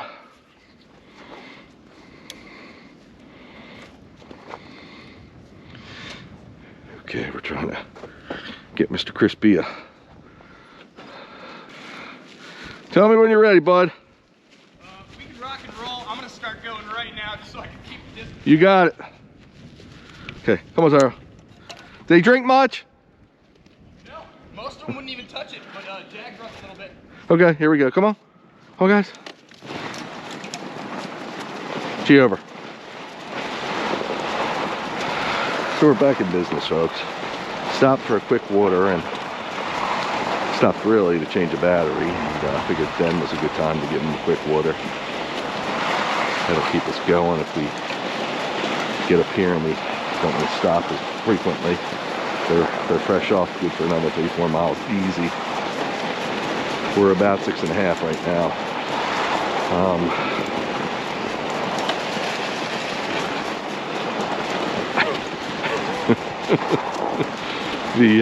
Scott, you gotta understand, folks, we're out here in Mother Nature land, and sometimes we gotta do like dogs do and have a bathroom break ourselves. And Scott was, I don't know if you caught that, trying to keep his camera pointed away, but inadvertently he thinks he put it right on the genitals. Sounds a little crude there. I'm sorry about that, but we will edit that out. But it's kind of funny if you think about it. And you got to understand, we're wearing layers and layers of clothes. We've got lots we have to attend to. We're trying to film. We're most importantly working with the dogs, and just a lot to keep track of. Gotta make it this real. We're at a 10.9% grade right now, so it's definitely getting a little more of a climb. Good for the dogs. Hopefully our scooters will hold out. Yeah, again, it shouldn't be too much of a problem, but Another thing that degrades the batteries is the cold weather, the temperatures, and it's getting a little frisky out here, for lack of a better term. Getting cold. I'm not sold. Dogs aren't sold. Certainly the equipment is. Covered 6.65 miles. Your current speed is 3.0 miles per hour.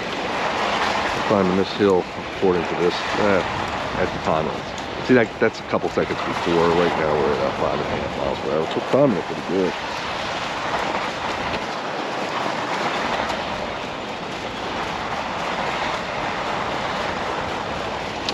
According to Chris, if we're on the right road, we would be meeting him around 9 miles. We're almost at 7 now, so not too bad. And then he said there's another 3 or 4. Now, when he's following us in his truck, we can run this thing into the ground, like I said. But until then, we want to nurse this battery along. I think we're getting near the top of the mountain, because the wind is really kicking up here, folks.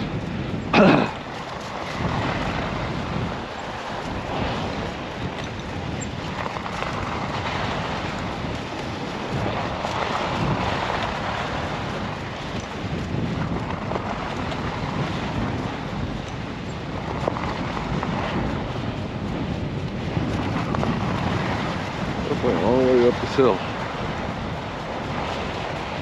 Long way up, ain't it, buddy?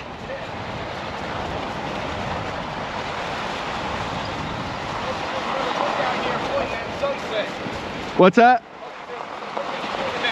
Yeah. Hopefully we'll get a little more reception at the top of the hill too, so we can hopefully get a glimpse off to Chris, so just verify he knows where we're at.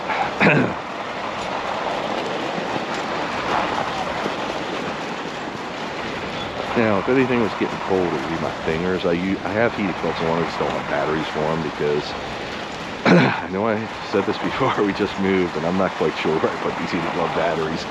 They are, again, lithium battery packs, but they're not ones that you can, I mean, you can buy them, but it's not like I go to the Home Depot and buy them, you have to order them. So I don't want to do that, because I probably got 8 or 10 packs, easy.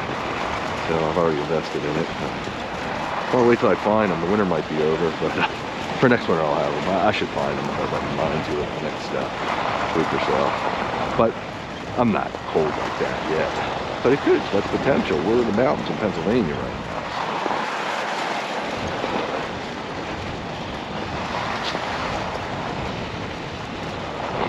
This looks like the very top of the road we're on now, the path, whatever this thing is.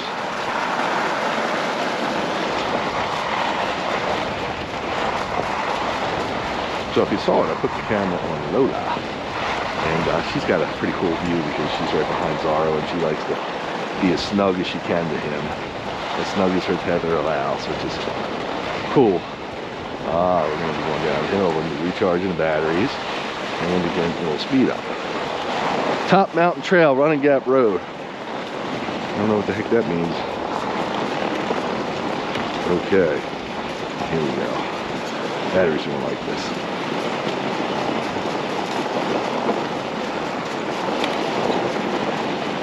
Very close right now, 7 miles.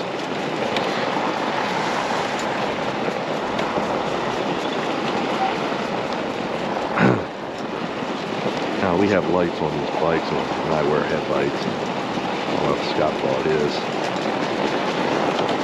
but we'll be able to keep us lit up for a while. And I got chargers, I can use my phone as a light, so that's not a problem. See, the battery's loving it. Went up 2 volts already, so I'm learning about volts as I learn about these electric batteries. These lithium batteries, I should say.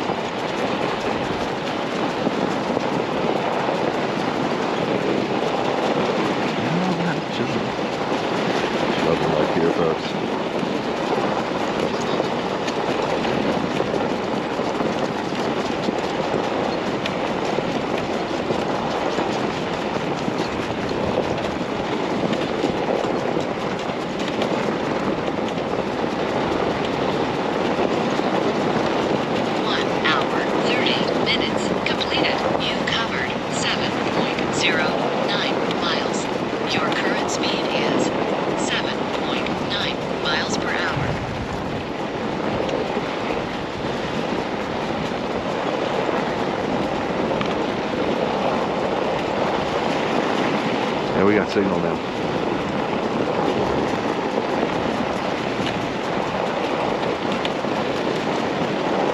I'm gonna try to give Chris a glimpse because I got signal, like you said, almost full signal right now.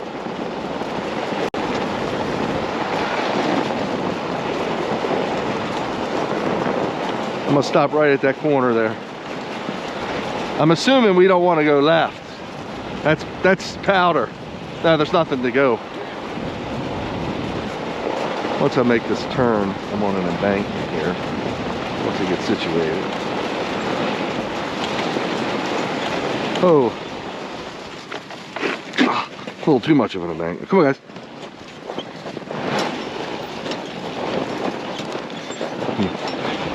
And you feel like the big boys.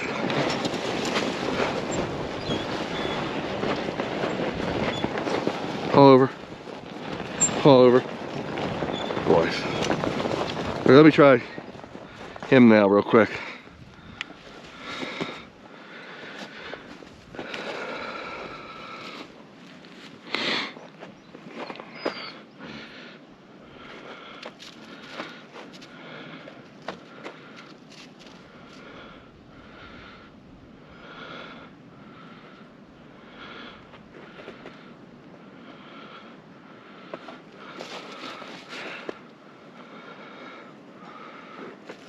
Okay, says it's sent.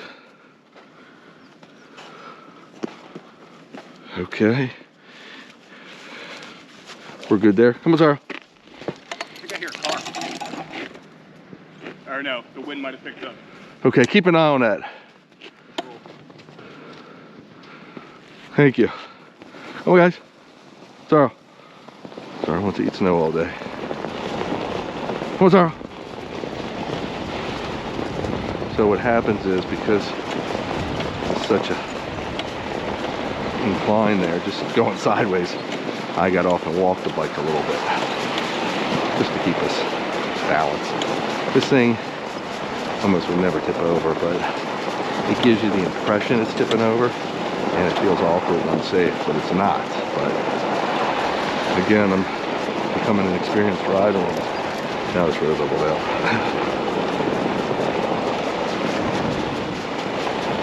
So I sent Chris off a glimpse. Hopefully he gets it and can open it and understands where we are. That will keep us going, actually.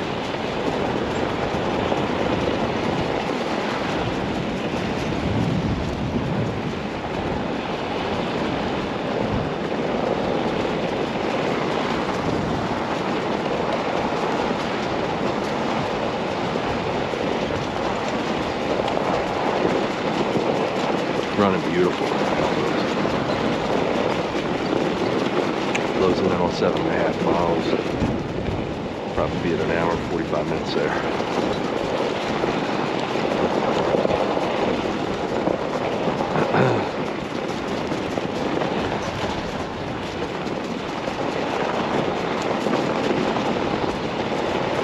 I'm assuming that when we get down to the bottom is where Chris will be. That's the way these mountain roads usually work. Keep down the bottom is a major road. Because it's hard to build on the mountain, but so they don't have as many traveled roads. But as you, when you're at the bottom of the mountain, there's much more activity that can happen when they build on. So they build houses and shopping centers, whatever, towns, and that's where everybody be at. Yeah, right there. Actually, not less than I thought. 7.5 miles right now in an hour and 34 minutes. Took us a minute to do that. I think we're going downhill.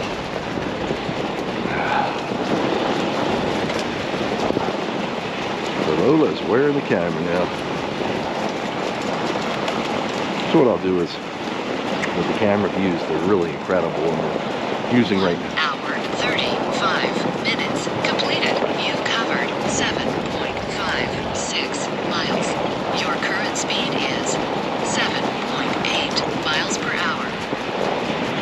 With the new camera, I always try different cameras on the dog's collar. See which ones film the best and which ones the dogs don't notice because, of course, I want to keep it as comfortable as possible. None of them are, would be in their way at all.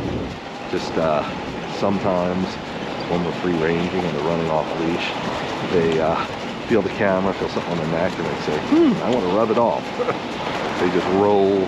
They especially Zara, he's a big roller. He'll just roll and scratch his back and his neck, and that will get the cameras all coming loose and fogged up and everything else. So, but it's really interesting. So I try all different cameras, and right now we're using the latest GoPro, which is the Hero 9. Got what they call a lens mod. It gives you a super fisheye view, and a lot of people don't like fisheye. I love it because what I'm doing is in closed quarters. We don't want to, I mean, I want you to see the outside, but I want to see the dogs running too. And to get that, since I'm so close to the dogs, you know, you're on a bike, you're on a vehicle, you have to have a super wide angle lens. And it might not be as desirable for some to look at. All over, guys, all over. But it's a lot of, it captures the look I'm looking for. So remember, I make the videos to document what I do. I want to share them with everybody. But most importantly, that's for me to remember these incredible times. The dogs that I love so very dearly.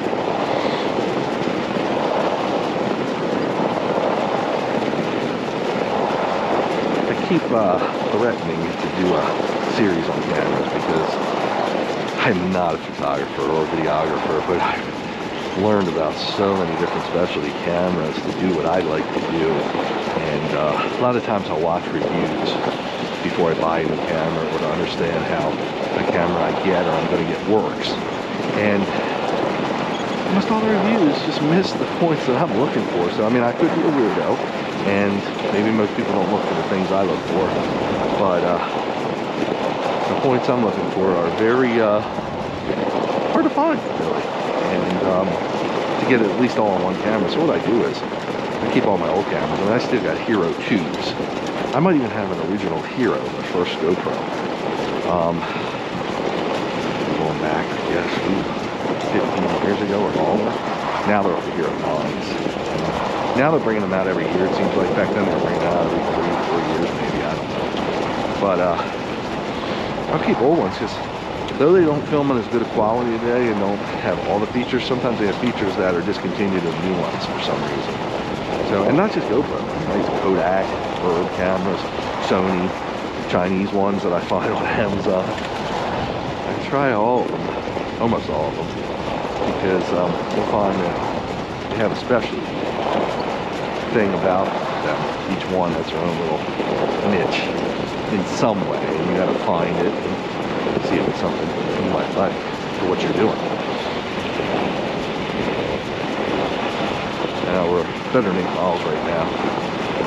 Now we're still under an hour, 45 minutes. We're really rolling here, folks. The dogs are doing great. Battery's doing pretty good too. So we're good all the way around the board. If I had my druthers, and it's possible, I'd give it another 5 miles in or so. I don't know if that's gonna, if the lay of the land will allow that, or the machine.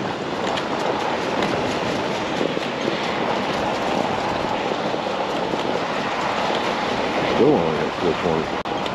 We still got another hour or so of daylight.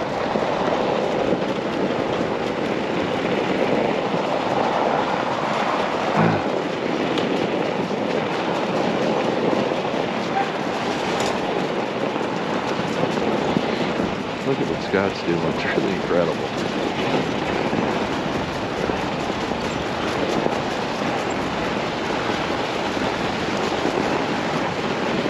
Now balancing himself. 40 minutes. There's just a little bit of a lean You've there. covered 8.18 miles. Your current speed is 6.7 miles per hour.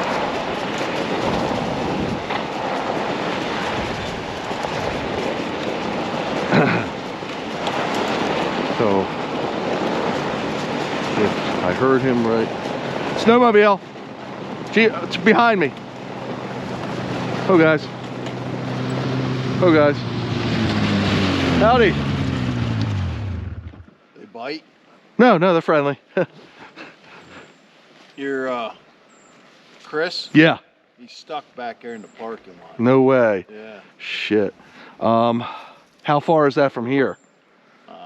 Like 4 or 5 miles, 6 miles, 5 Six- miles. Oh shit. Where's this go to?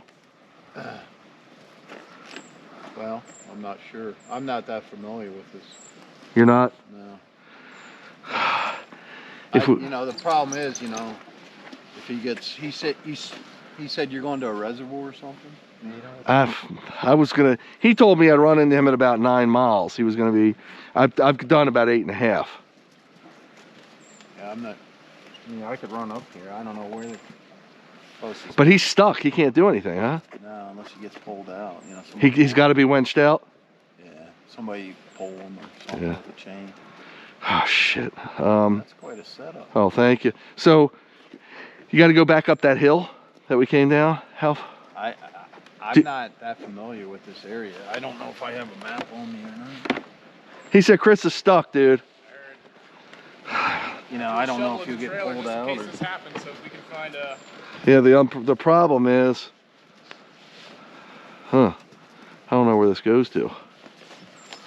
And we're gonna run out of battery sooner or later. That's battery powered. Yeah.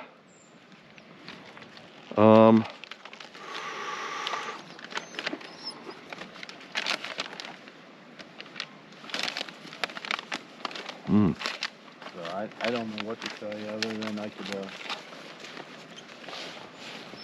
don't think I have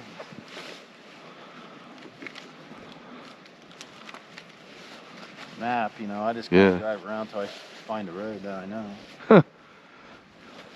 No. Do you trailer that, or you live around here? No, I trailer it. I'm quite a ways away. I'm over on the other side of 80. Are you? Yeah. I don't want to get stuck. At least if we get to a main road. I'll go up here a ways. I'm not sure. This comes up to Crossroads. It does? Yeah, and then I think if you make a right, that takes you back down to 80. That'd be your closest spot. But he's not going to know where to. Well, if I get the signal, does he have any signal where he's at? Do you know? He says he doesn't. No? No. He didn't look at the glimpse I sent him. Is he working on getting himself out, or did he give up? Well, he's going to need pulled out, you know. He definitely going to need pulled out. Yeah. Well, they're nice looking dogs. Thank you. Do you know how to get back to him from here? Yeah, you have to turn around. Okay. And you have to go up the hill. Okay. You think it's 4 or 5 miles? Yeah. Think we should do that, Scott? Unless you want me to go out here and see where this is then the closest spot. The only thing is the truck's the safest place I can have the dogs. Unless you want me to go back. If there's a crossroads right up here, because we think we're on Chris's trail, then it probably looped around and would bring us right back. But I'd say give it another half mile in this direction. But you're right, we don't know. So Yeah. Do you want to check it out? Yeah, I could go up here and see. You're not familiar with it either. I just drive around till I find a road that I know, and then. But I think this goes up to Cross, and if you make a right, it takes you over to 80. But it's not going to help us if we get there because we got no one there we know. yeah, we might want to turn around. Yeah. Well, can you take us back to Chris? Do you mind, or? No, you just go straight up this hill. Okay. And Yeah, I know the way back. I can get us back to it right about. But you said he's in a parking lot? Yeah, but RB Winter, yeah. what's it called? RB Winter. RB Winter? Yeah, is that where you started? No, we started at we've been on here for 8.25 miles.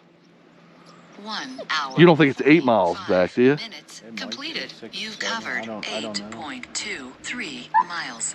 Your current speed is 0 miles So- I mean, per if you hour. have GPS, Yeah, it's no signal. That's the problem. We go about halfway back up the mountain. We had signal back up there. yeah, you just turn around, you go to the top and you make a right, And that takes you right back down to them. I mean, I could turn around and go back and tell them you're coming back. The only thing is, I just don't. So, don't turn at all. Just go straight up this hill and you make a right. I mostly remember. And you can follow your tracks. I mean, I followed you down. Yeah, but, well, the dogs. But I don't know if he's on where we started. That's the thing. I mean, whatever you want me to do, I'll help you out. Man. I appreciate it. I feel better if we could follow you, but I don't mind giving you a couple bucks for your work here to get us fine. back there. But I think we'll be safest. Hopefully he doesn't get out and leave, though. That's what I'm, wondering. If I go back and tell them you're coming back, then I'll come back and get you guys, and you can. I don't think we'll make it another 8 miles. We might make it another 3 or 4.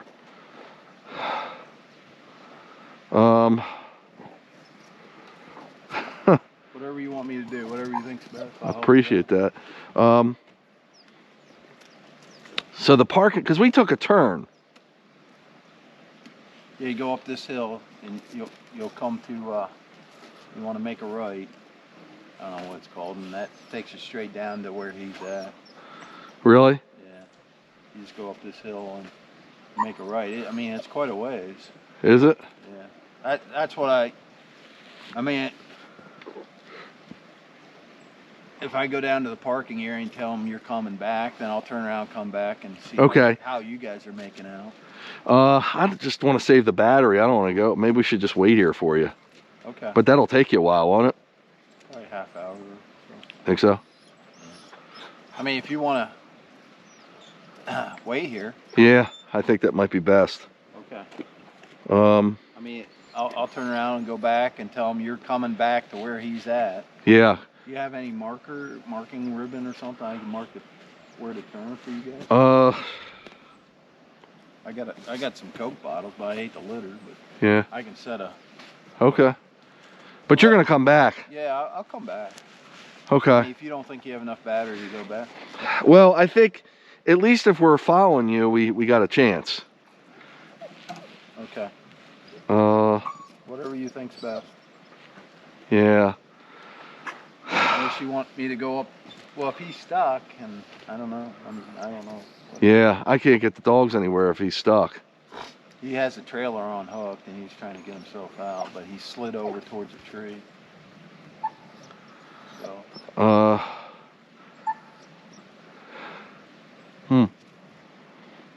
We follow you there, and he's not there, and then you got no signal, and then I got no battery. I'm really screwed. So you want me to go back? Yeah, if you don't mind. Yeah, if you see him there, tell him to wait. Even if he gets out. Yeah. Okay. Tell him to wait. We'll come back. If you don't. Can he drive on this trail? I guess not. His four-wheel drive's not working. Yeah. Okay. So is that what you want me to do then? Yeah, if you don't mind. No, I don't mind at all. I really appreciate it, sir. Sure. I don't mind giving you money for your time too. I don't have nothing to do tonight.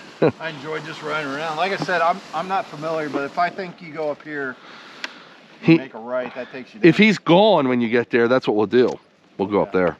At least if we can get to some service. Yeah, you'll have cell phone service. Yeah. Okay. Is that what you want to do? Is wait? Yeah. Okay. Chase, stop. They just want to go, the dogs. So I'll go back and tell him. Tell him to wait there. Okay. Hey, looking out, brother. Yeah. Appreciate it. Yep. Very much. Very much. Okay.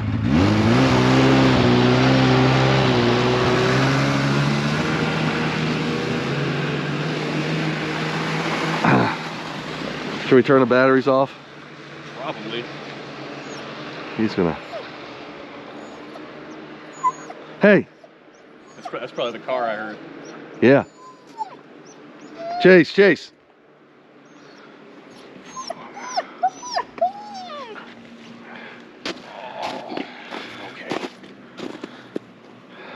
I don't know. You have any other ideas? I'd say the best bet is to go that way, but But if we get there and he's not there, he's stuck. 50 minutes. At least if I get the dogs in the truck, this guy could probably get to a phone. We could call someone to winch us out. 0 miles per hour. Stay, guys.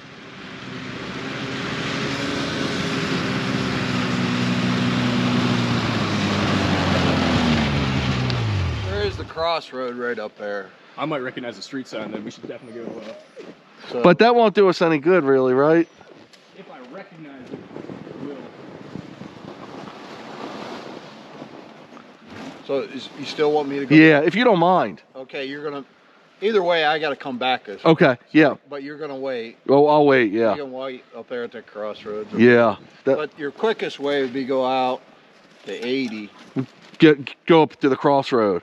And make a right. Is it a busy road? I can't ride on a busy road with this thing. No. No. No, he can get off 80 there, and there's a parking area for the snowmobile. Is there?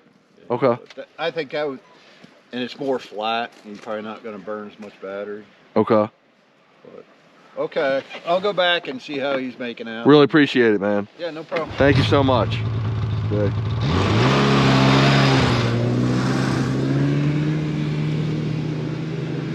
I don't know. What do you think, Scott? You're all right. I want to go check out the street sign up here. Okay. I'll actually walk. There you guys. It seemed like you went that far. Yeah. Right back. How far do you think it'll take him to do 5 miles on that thing? He said he could be back here in a half hour. He's probably burning it. He's probably out here having fun. So. He's lit up, yeah. Okay, bud. So, folks, if you've heard all the analysis here and everything going on. Okay, Chase, I'll move you up some. Come on. Come on, Chase. Come on.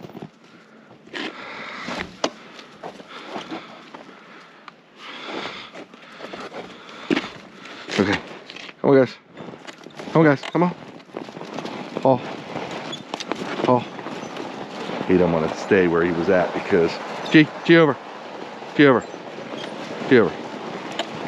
Oh, guys. Because he peed there. Somebody peed there. Him, I'm sure. So that's why he was acting funny. So, this is wolf driving. That's a new one. Like I said. Expect the unexpected. Chris is stuck. Now, my 4-wheel drive, it's my truck. And the 4-wheel drive, stop. Okay, Chase, stop. Is not working right. I haven't had a chance to get it fixed because Chris has a motorcycle he drives. And right now with the snow and the cold weather, Chase, stop. It's been too much for him. So he's been using my truck. As his only means of transportation. So the truck is the dog limousine. So that's been going with him. I'm loaning it to him essentially. Otherwise I would have had that thing fixed in the shop. So what we need to do is certainly get that fixed. That gentleman, which was very cool, we ran into him. Something about him was a little strange, but I don't know what. I just the way he kept looking, but I try to read people. You know, we're back here in the wilderness, who knows? But hopefully everything will work out with that. He'll go, if Chris is still there, he'll be able to tell Chris. Chase, relax. He'll be able to tell Chris, let me get a picture here. He'll be able to tell Chris the guys are coming, and we'll turn around and head towards them and hopefully make it with the battery we have. If Chris isn't there, we'll just go straight to the crossroads and then somehow worry about getting a hold of Chris. The thing is, the truck's the safest place for the dogs. Nah, I don't recognize nothing, no way to tell. 10-4 on that, 10-4 on that. So, then we would head to the road and I can call AAA or something. Hey, we are in a small town. This is the day before Christmas Eve. So this is the 23rd. Christmas, of course, is on the 25th. Stay, Chase. The hardest thing is keeping the dogs quiet. Now, even if I had battery, even if I wasn't worried about battery, if I had my backup, I'd still be concerned because we're heading towards in the middle of the mountains there. Who the heck knows? We get to some deserted parking lot. We don't know where we're at. Stay. Stop.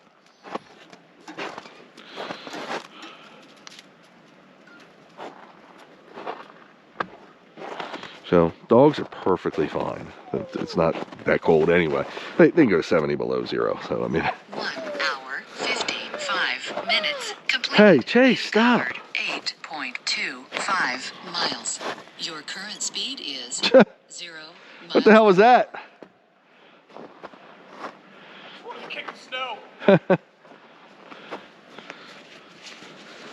So Chase peed, And then he didn't want to be near his pee, so I had to go around you. He's like crying and moving over, and I'm like, I didn't realize that's what it was. yeah. He's funny. But he don't like sitting still. So even if we had full battery, driving into the mountain at this hour is questionable. This is how you kill yourself. Yeah, exactly, exactly. This guy could do us a big favor because he can access Chris if Chris is still there. Suppose he gets there and Chris isn't there, we'll just keep going and try to get to the main road. Yeah. Somewhere we get signal. We can find service definitely before it gets dark. Yeah. Chris needs to give me my truck, so I'll get the 4-wheel drive fixed, but what's he gonna drive? You know, I mean, I'll send him an Uber home. I can get the truck to the shop. Those guys will fix it for me in a day, and then we'll have 4-wheel drive. He said he couldn't get the 4-wheel drive working even still? Yeah. Oh. That's why he's stuck. Stop, Chase. Oh. Huh. If we can get there. I'm sure Chris just doesn't want to put the work in, but I can get that truck out. You know, you Yeah, but- dig under it and branches and rocks, whatever else. Yeah. It'll take an hour and a half. Well, at least if we get there, dogs go in the truck, we don't have to deal with them. Yeah, They're exactly. safe and done, and then we can all work on getting it out. Good boy, Chase. We've done this before. We've had to wait, but I've heard war stories, yeah. yeah, I mean, Not always good. at least we got battery and we're pretty warm, you know. Dogs are good, everything's good. It's not like there's a million cars passing us and got to worry about getting hit and all that. I don't think there's any cars on this road. Yeah. Not today. Yeah. That guy, that was cool. We found him. It's pretty deep. Oh yeah, I just want to get a picture of this nice little pristine. Oh yeah.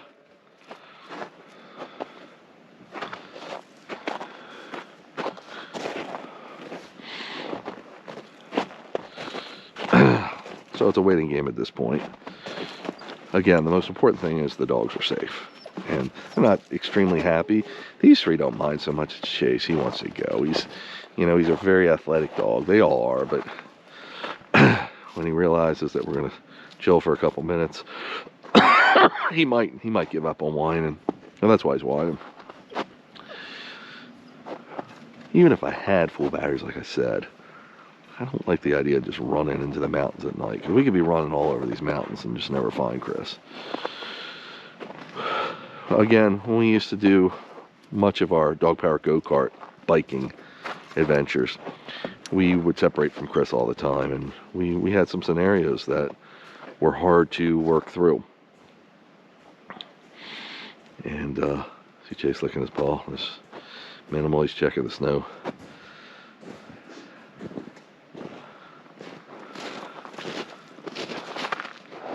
He's good.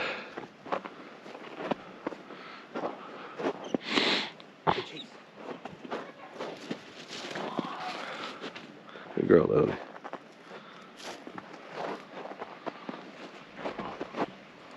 Is that frozen pretty solid down there? I wouldn't trust the stream, but it just the blue that it's giving off looked cool. Look cool, yeah. I love seeing cool stuff like that.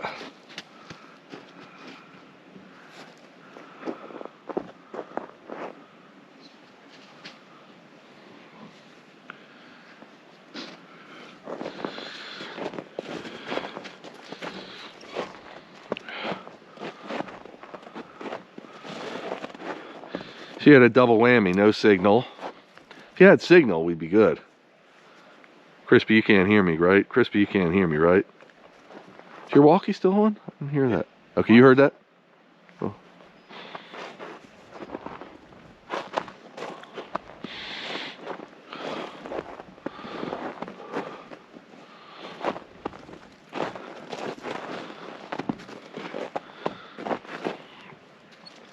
Stay low. You're really twisted here. Let me get you, good girl. 2 Okay. hours completed. You've covered You're not going anywhere yet, 8.25 Bush. miles. Your current speed is 0 miles per hour. Stay. Stay, good boys and good girls.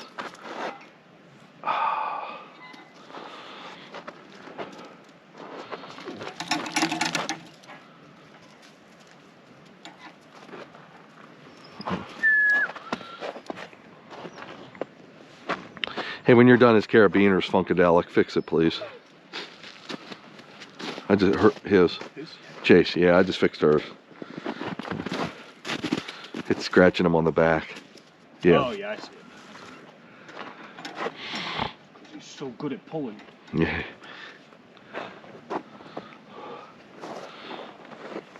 Feels great out to me. I'm not cold at all. Just, you just ran or walked. Was it still desolate up there? Yeah, it looked just like it does right here. Yeah. You know, half built up, looks like a road, but can't. Yeah.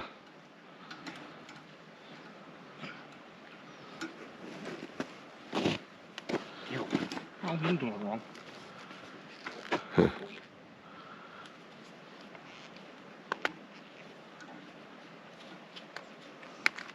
Ooh. Flip it around so it Ooh. doesn't do that again. Ooh. I'm trying to get a picture of these two looking at me, but we'll find out.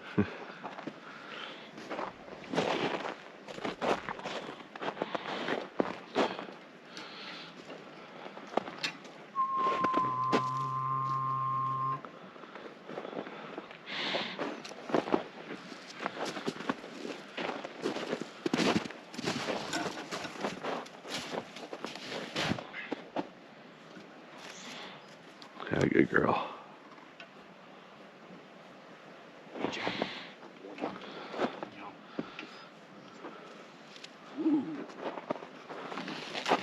Yeah, that was a good picture. I don't know what he heard, but right when I snapped a shot, he tilted his head, and I was like, Did he? yes.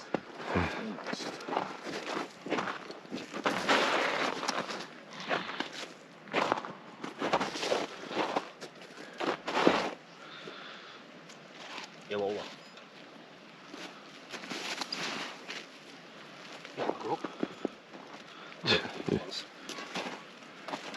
This one's not so good for it because it takes a second before it focuses. But I got good at like pretending I'm gonna pet him and then pulling the still out and good, yeah. getting a shot. Stay low.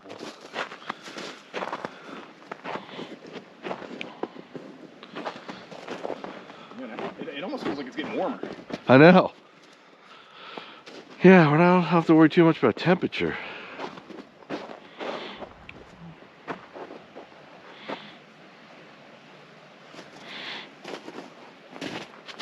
Oh.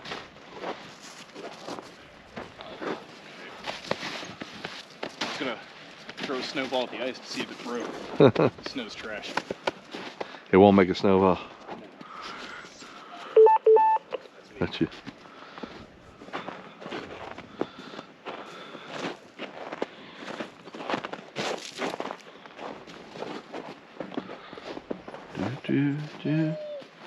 Okay, Chase. Stop.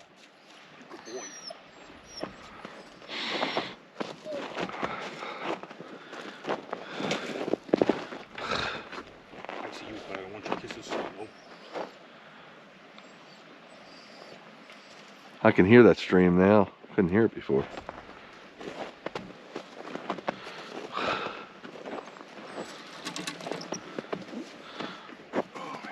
Still just 5 o'clock. I gave him my... Wait a minute. Here's where we are. Look. Oh. It's not going to pull a map up. Yeah. Yeah, it doesn't have any signal, but we just came down Copper Mill Road, I'm thinking. That's actually where we're on Copper Mill, because I saw a Copper Mill up there on the street sign. Because there's 80. Yeah. All right. So I think if we keep going, it'll run right into it, looks like. Oh, maybe. So we came from down. Yeah, we're going that direction. Oh, so, yeah. 80's right there. 2 That's what he said. 5 minutes completed. You've covered 8. How far is that? 5 miles. What the hell Your you current tell? speed is 0 miles per hour. It's probably not that far. See, and I bet you all that has got probably populated. Yeah. I guess. Which is Maine, we might be able to get away with. Trying to get back to the truck. Yeah. I don't like going on those roads either. Yeah. Well, we get back to the truck. And that guy, I was paying him to call AAA, but he waiting all night for them to winch us out.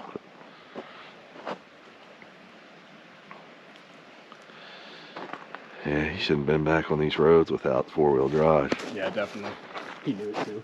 What's that? He had to have known it too. Yeah.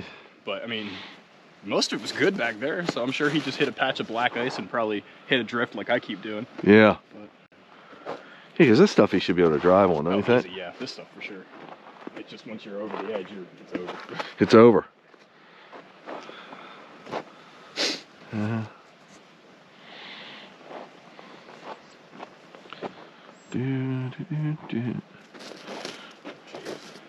We were doing so freaking good, man. Yeah, right. It's a postcard picture day. Picture postcard day. Jay, stop.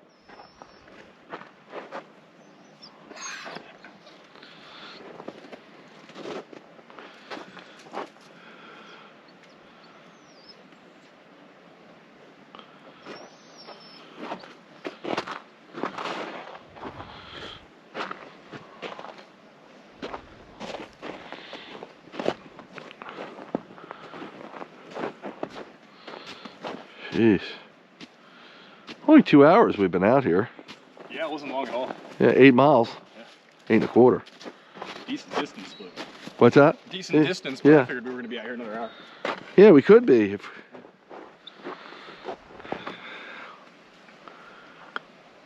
Yeah. What was that? Sounded like dinner. What would that woman say? It's still walking back there in the kitchen. Oh, yeah. Remember? Like, oh, man.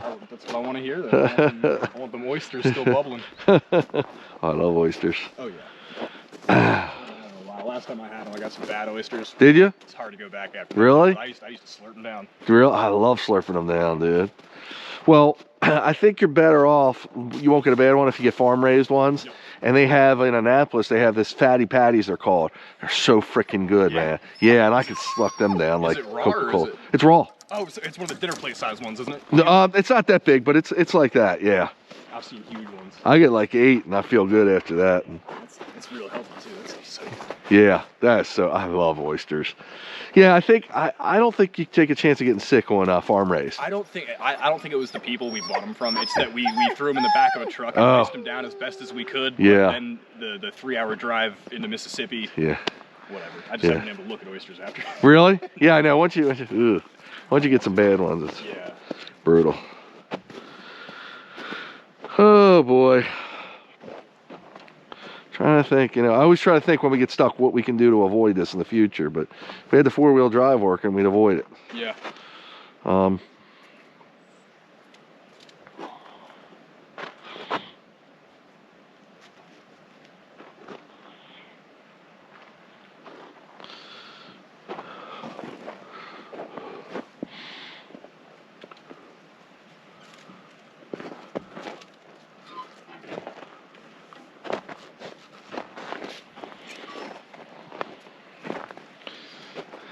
'Dogs will be ready to do another 10 miles because they'll be so rested. Oh, yeah. Stay low. Nah. I keep thinking I'm hearing something, yeah. I think it's just the water. Yeah. Stay good, girl.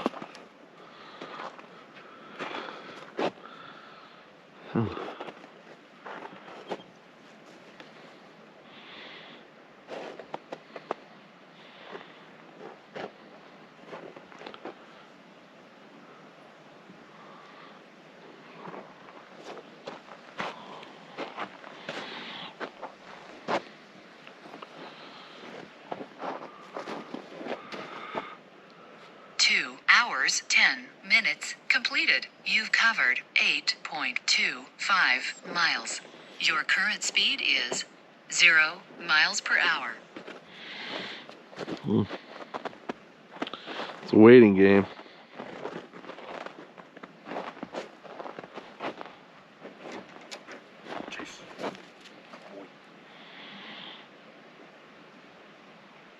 Yeah, it does sound like you're hearing something, but I think it's just that water. It's hard to tell if it's the wind. It almost seems like it's coming from behind me, but I expect it to come from up there, so Yeah. might be cars that way.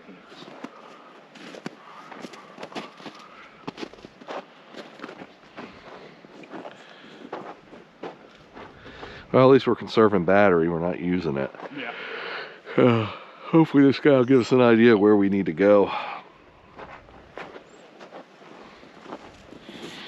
I just hope it's a shorter direction this way than it is, 8 to 6 miles that way. Really? Yeah. You think trouble back that way? Battery trouble. If we had those battery packs, Oh yeah. we could do whatever. double the mileage. It's easy when you're not stressing and getting stranded. Yeah.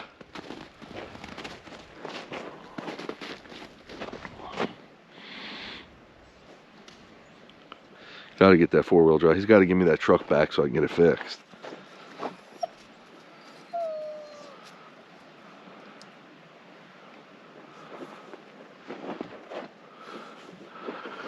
A kiss from the rose of home.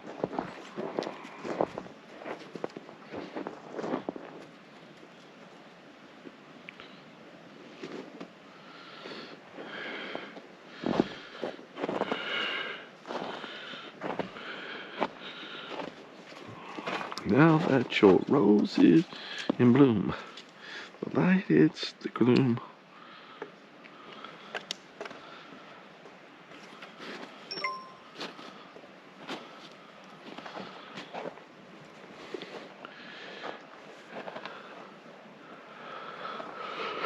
Whew.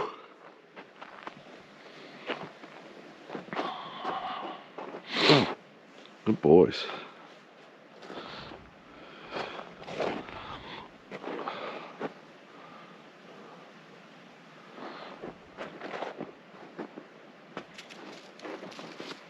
Yeah, if we can get to them, we can help dig them out. Oh yeah, I know you get them out. I put that shovel in there kind of knowing we were gonna That do was a this. good move. Hopefully he sees it.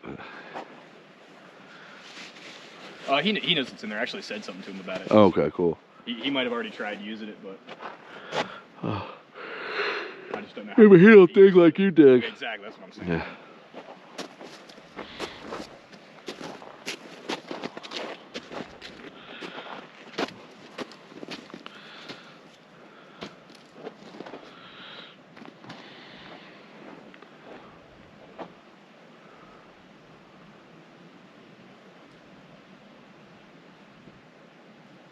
Now I hear him. Definitely, yeah.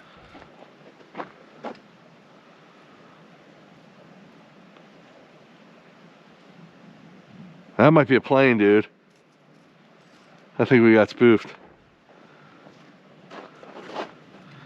I was like, damn, that wasn't too bad. Now that your rose is in bloom, the light hits the glue ball.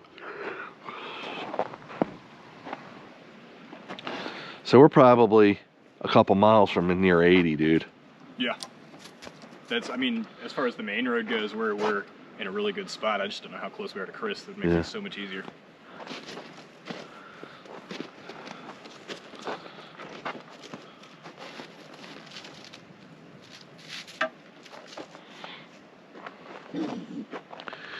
Now that your rose is in bloom. Excuse me.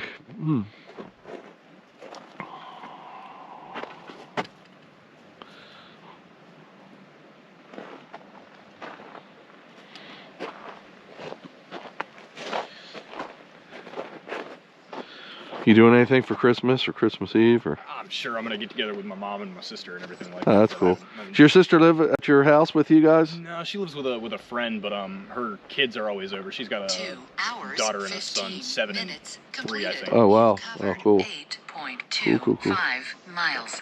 Your current speed is 0 miles per hour.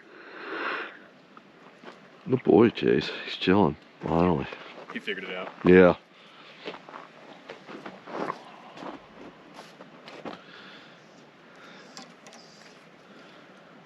Yeah, I think that was a plane.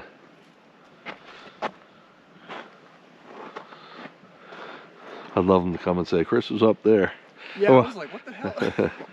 Yeah. At first I thought he was a cop, and then Did you? he wasn't really talking like a cop. No. Mm-mm. I'm also pretty sure we're not doing anything. No, they Yeah. this multi-use trail. Yeah, cool. Yeah, no, they wouldn't bother us at all. Yeah. Shit, when you can snowmobile on here and all that. Yeah, snowmobile's legal. These things better be. Yeah, exactly. You got wheels. I think you could drive down these trails too. I don't think they'd care. Another roads. Yeah, it's your fault if you. And just open a snowmobile in. Yeah. It might be open to ATV in too. In this weather, I don't think anybody would raise concern. You know? Yeah. The cops ain't driving back here to talk to you about it. Yeah. Not now. Only time I ever had a problem with, well, I did have 2 times I had a problem with the cop. Once with you, once on the C&O, but it's minor. I told you the video editor's like, man, that cop was kind of like... He wanted something to be wrong. He's like, you're a better man than me. I would have just told him. I think I told you. He said, give me a ticket or don't, but I got to get out of here. Yeah, you know? exactly. But I was just waiting for Chris. I mean, we couldn't go any further because he was putting his foot down about that. But. No, there's certain when it comes to vehicles and stuff, they'd have impounded it or your scooter and taken as long as they could just to get Oh, it yeah. as fast as possible. Just to piss you off as much as If you possible. want to give me a ticket for jaywalking, you need to put it in my hand or you need to let me go. Right, The other right, exactly. Exactly.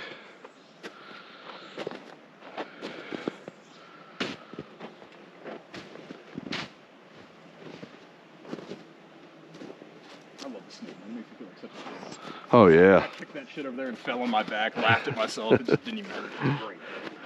Plus, it makes it lighter at night, so it'll be easier to see. Definitely. And there's part of a moon out there. Christ, half a moon. So we should be pretty good. I got some lighting on me tonight, not a ton, but it'll last for an hour or so. I mean, we got these, but as long as we got battery.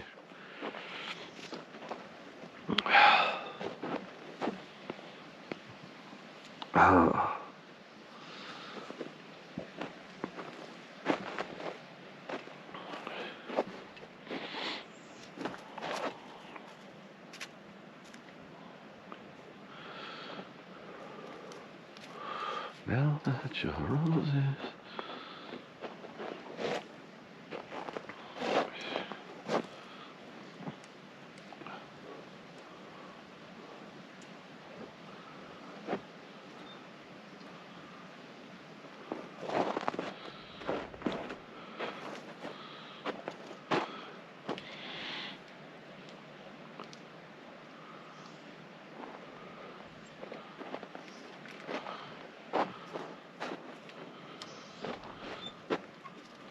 Say though.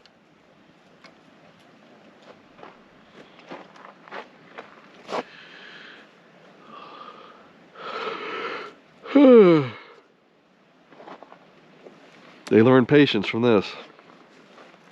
I think Chase is asleep. Yeah. I think you're right, finally. They can't get her to lay down.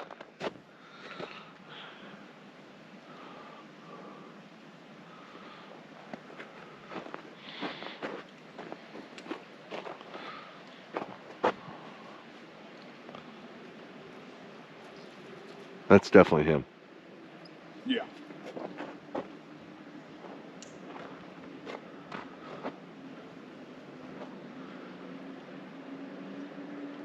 Nice. Is he coming that way? Probably. He probably found a reception, looked at a map. Or it's not him and we got to get out of the way. Also possible.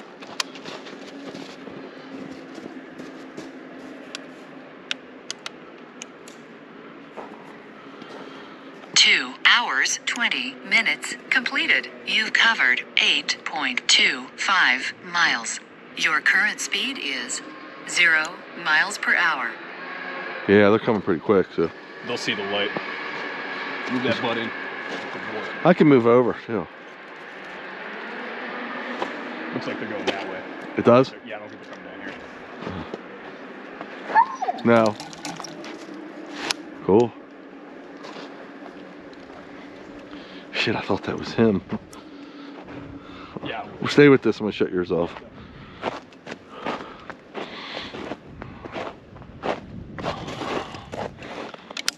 You're at the same voltage I am, 59. Now I'm at 60.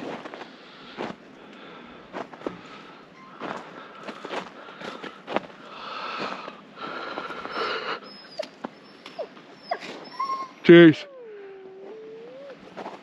Chase.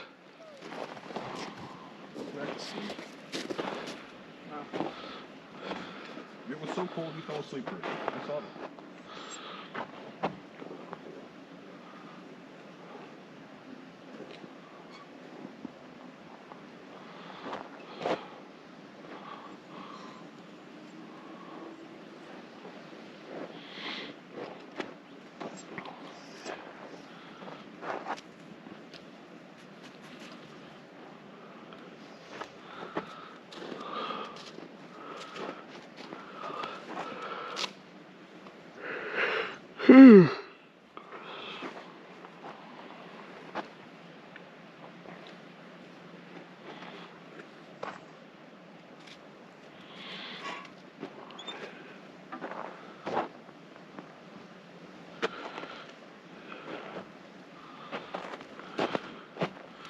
Joe Roses. Getting cold just sitting out here. Yeah. If we were doing something, it'd be one thing. The thing is, we got plenty of miles in us to get to there, to get to the main road. You know? It's like now that we told him to come back, we might not want to leave just yet. Yeah. Well, the thing is, what are we gonna do up there? We'll be sitting here. Unless you have reception, we just don't know yet. Yeah.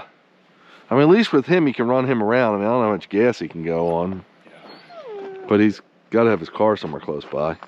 Oh, definitely. I'm sure he's got spare gas in the tank, too. Yeah. I mean, I told him I pay him for running around. He said I don't have to, but I don't care. He's all we got right now. Exactly. He needs gas, man. Fucking Yeah. He's the man. Yeah. Got Chase pulling to sleep. Yeah.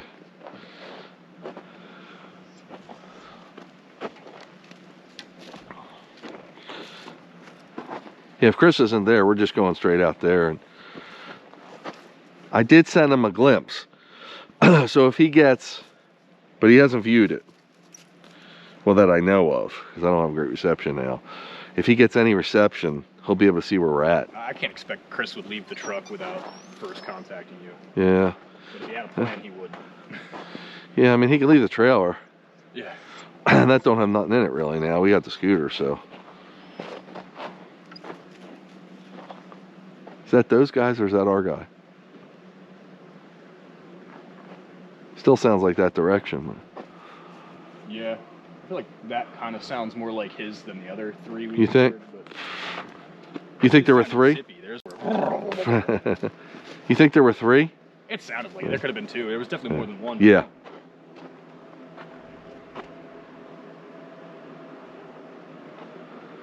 I just don't know how he would have came that way. He didn't seem too knowledgeable about this trail system. No, yeah. If he got into service and he looked at a map, he might have Yeah. seen something. But we might be hearing him all the way over there. Right.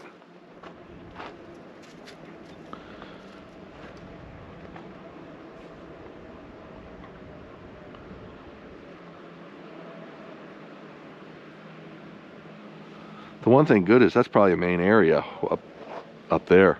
Yeah. That's probably why we're hearing it.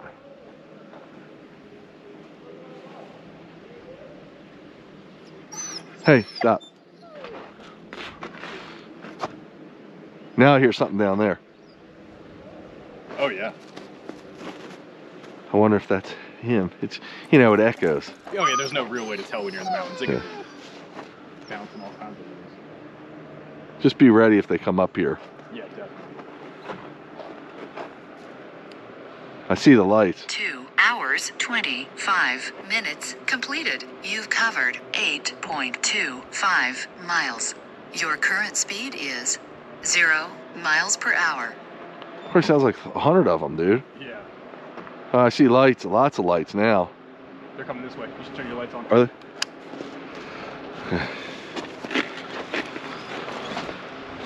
Slow enough, though. Oh yeah. Oh, maybe that's our guy. Maybe. Push it in. Good boy.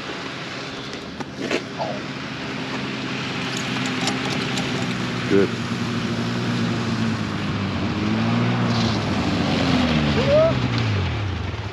Yeah, he got himself out. He did. Yeah. So he was not there. He was there. He said meet you at the original spot. So that's The reservoir. you don't know where that is, do you? Well, is he talking about McCall Dam? That must be it. That must be it. Yeah. Go up here, make a left, and make a right. Are you going? Can you just show us where to go? Or okay, appreciate it. Let me turn my lights on here. Resume. Stop, Chase. They help pull the. What's that? Sometimes. This thing's so heavy though. That's the problem. What, training or what? Nah, just getting them exercise. Yeah. I've been doing it for years. Just it's a way to adventure with them and have some fun. They like to pretend like they're pulling though. They try their hardest, man. They love it. Yeah. Yeah, they will pull. I got vehicles that can pull, but this ain't one of them. What's that? I said it's in their blood. Yeah, it is. Okay, let's. Glad we waited. I can't thank you enough. Again, I don't mind tipping you, giving you money, whatever. But you think that's where he meant to meet you at McCall Dam? I mean, that's the only Yeah. I don't have reception there. How far is that, you think, from here? 5 miles. Is it that far? I thought he said 9. Well, Well, you go up here, make a left, and you'll see the McCall Dam. It might be by the time you get there. I'm not sure. okay. Is there reception there? You don't know, do you? I don't know. I mean, you're going to be higher up, so Huh. you should have it. Okay. Are these? You think these are coming this way? I'll meet you up there at the intersection. Okay, thank you. Come on.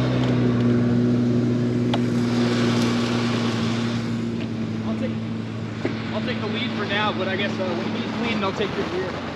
Yeah, guy's coming behind us. Okay. Well, keep the dog safe. Gotcha. You better pull to the side.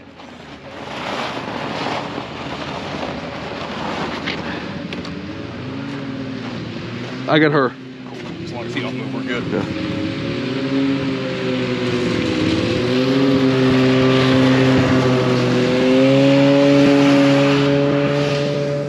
Good. One more. Oh yeah, definitely. They might ride at night around here. Yeah, it seems like they do. They're not shredding though, so I think they're just. I wish you would have asked them where. Is that McCall Dam?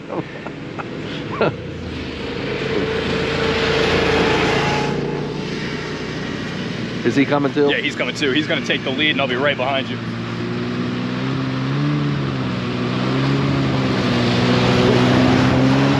Hey, come on, guys. He doesn't know how slow we got to go. Come on, guys. Come on.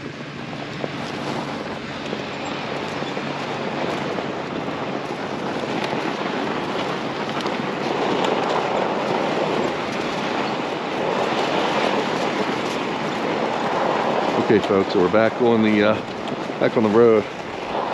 You know, something said I should never doubt Crispy. He knew he'd get out. He knows his stuff. We wasted a little bit of daylight there, but at least we didn't turn around, which was good.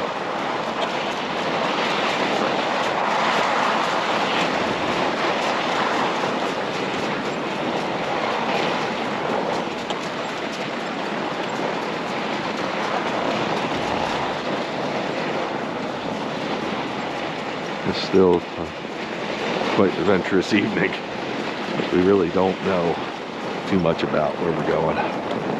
We hope to figure it out. We have a little bit of a hill to contend with here.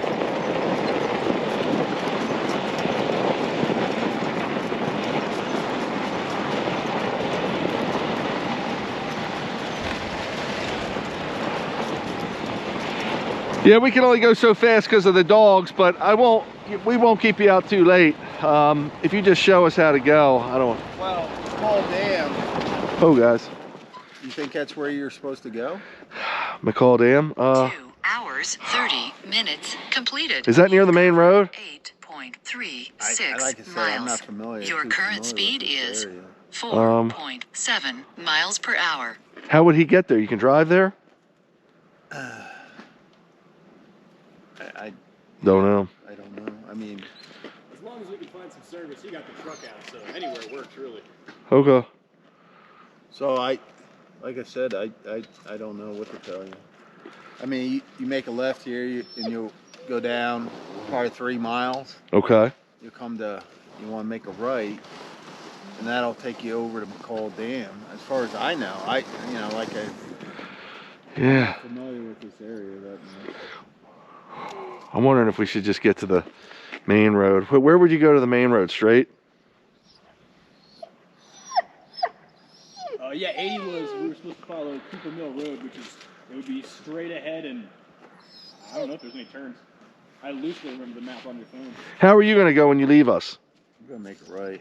What's down there? Do you know? 80. 80? Yeah. There's a parking lot? There is. Now, I don't know how far, you know. I don't know what to tell you. I mean, I'm going right. How far? You don't know if it's, I mean, you don't think it's more than 5 miles, do you? It might be. I just don't know. I mean, like I said, I'm not familiar. Yeah, I know. I appreciate all your help you're giving us, dude. What's that sign say, Scott? The sign, here, I'll give you light on it. Huh. We got no reception either. So we're on Cooper Mill, or Cooper Mill might be, no, it looks like we're on Cooper Mill. Up there is Garden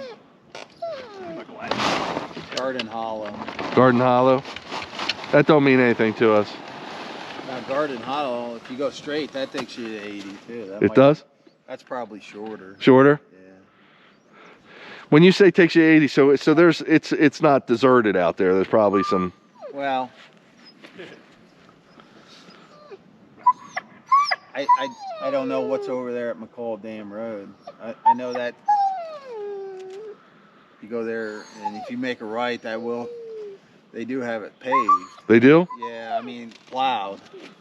Okay, let's do that. You're not going to go that way. You're not going that way. No, I Okay. might go straight or right. I'll probably go. So left, and then. What do you think, Scott? I'd say the left sounds like Chris's original trail, because you were supposed to go right and then left, or was it left and right? Left, right, and then just keep going, but who the hell knows?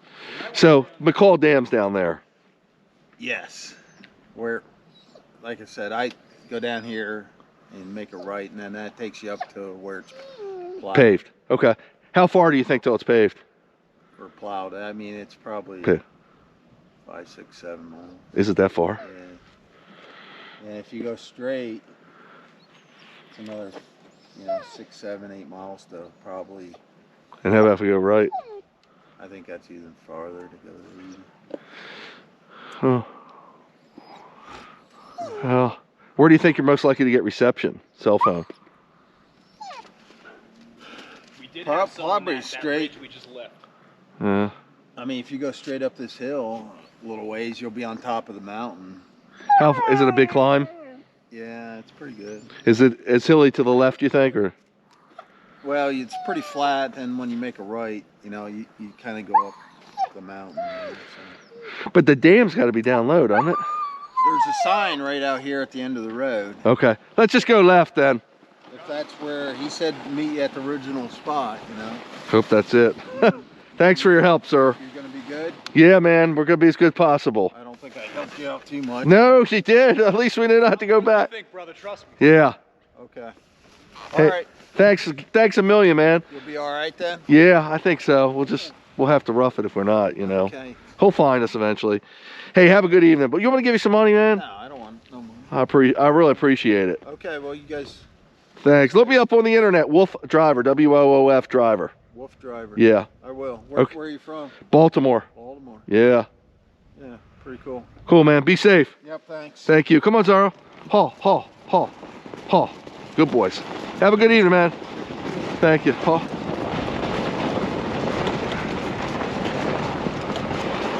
hours, 35 minutes completed. You covered 8.36 miles.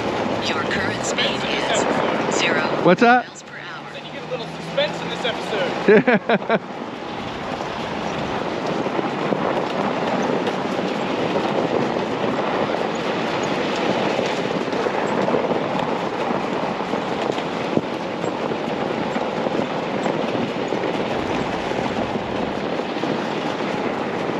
Okay, folks, I won't be talking a lot. I'll be focusing on what we're doing. I might be lying. I might talk. This is, worst that happens here is we run out of battery, and we got to go manual mode, which is walking the dogs and trying to flag someone down to help us maybe until we can get a hold of Chris. But he will show up. The best scenario is we run into cell phone reception, and he sees where we're at, and this is what usually happens. He works on getting over to us.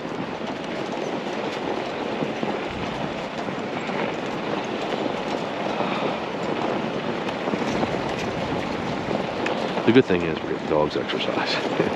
They don't like sitting around, as you saw in that 20 minute, half hour stop there. Temperature's definitely dropping. I'm not cold. I feel it a little around my ears, talking how good the helmets are, but I still feel it a little around my ears. The main thing was that when you're stopped and not doing anything, that's when you can get cold. It's when you're moving and focusing on what's going on, you forget about the cold.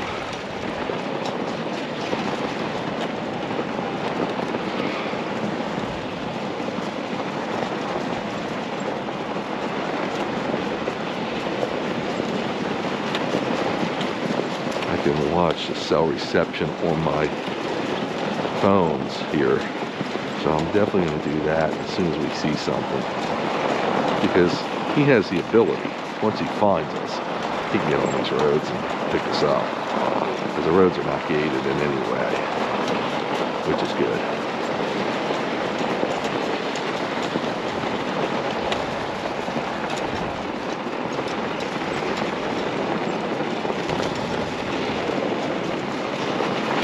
8.6 miles. At least we got some halfway decent mileage in for the dogs. And we're still rolling. Those are good.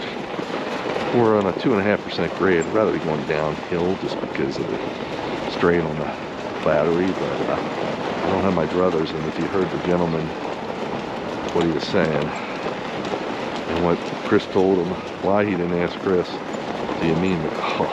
I don't know, but really nice guy, but you know, it wasn't search and rescue might not have been part of his repertoire, but I mean, he really did help us. And, without him, I don't know where we would have gone. And according to Chris, he stayed straight. But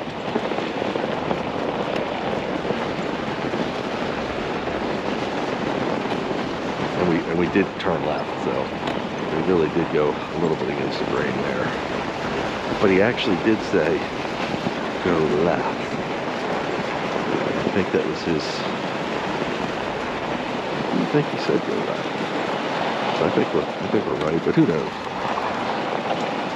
Got some suspense here on the Wolf Driver episode adventure here.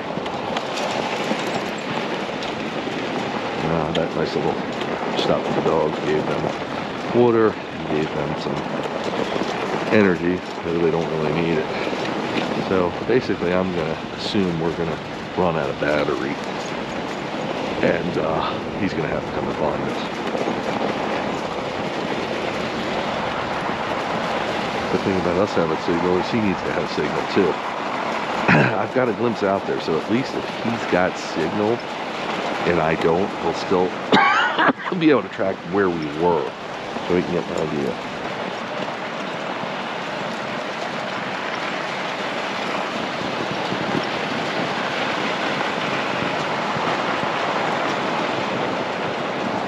I think we're good for 11 to 12 miles, but I could be wrong.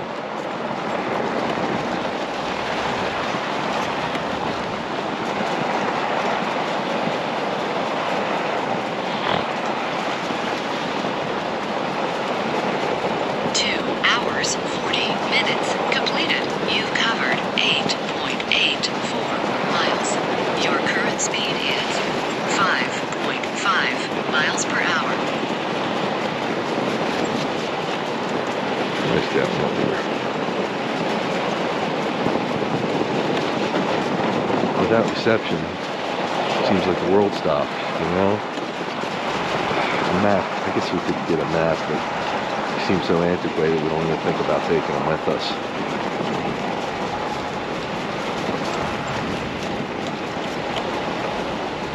but it would help us. All over. Also, trying to keep these things straight will help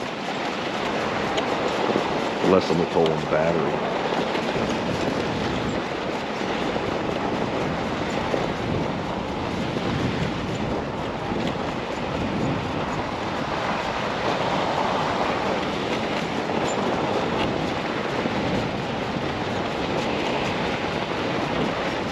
Be over. It's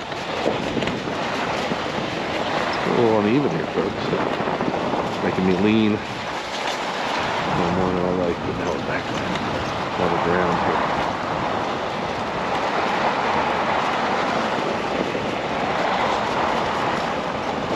Nine miles right there. Cold's kicking up, wind's kicking up.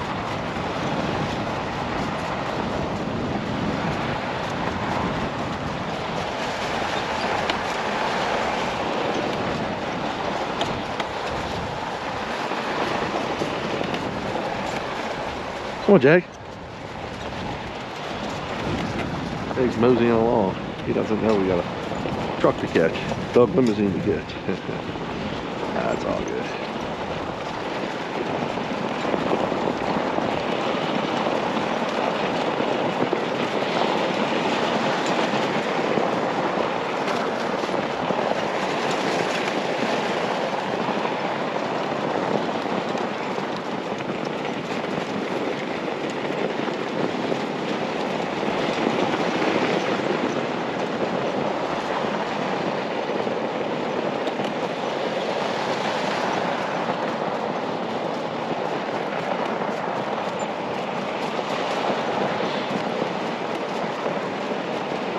Now that your nose is the roof.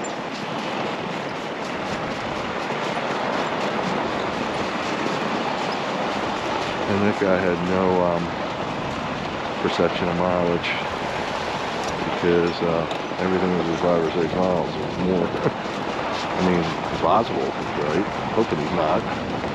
Hoping it's not further. Again, if we had plenty of battery, and it wasn't getting into Arctic temperatures. Again, the dogs are perfectly safe. That's what I'm worried about. Not worried, but just concerned.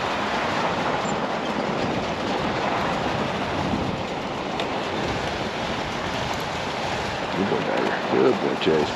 Good boy, Sorrow. You go low.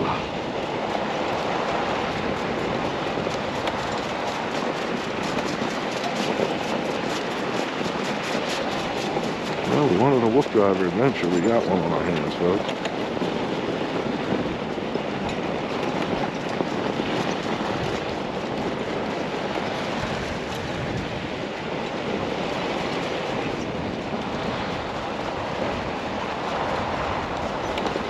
We're still only at 5, looks like 5:30.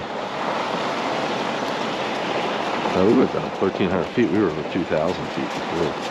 So we're definitely not at a high altitude, which will help us. And he said we had to climb to get to the dam. I would think we'd have to go down, but I'm not a geography whiz here. Scientist, but I don't know. I mean, you have to have some fall for a dam, obviously. Who knows?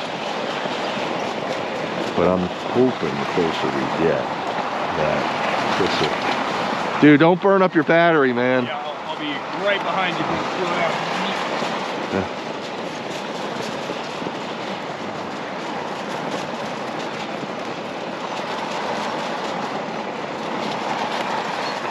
down. Bathroom break for Zorro. 2 hours, 45 minutes completed. You've covered 9.28 miles. Right. Your current speed is 3. I wouldn't go in that thick snow, dude. Yeah. You're gonna chew up your battery. I'd do anything I could to conserve. Yeah, definitely. Hey, come on, guys. Come on, guys. Come on. Come on. Sorry. It's all about survival now. Survival. It ain't, you know, we want to document it, don't get me wrong, but stay on the road. Yeah. Come on, guys. Don't zigzag. Make as little moves as possible. Nurse that battery, man. 57.5. Yeah, the problem is it falls off. No surprises. Yeah.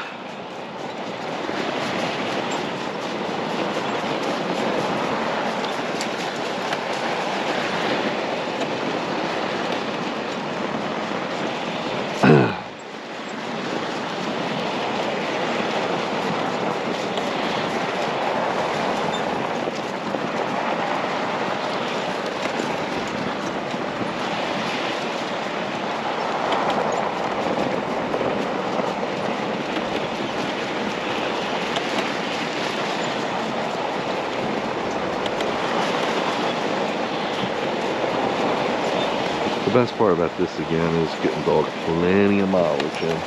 I mean, it's not plenty by their standards, but at least it's respectable.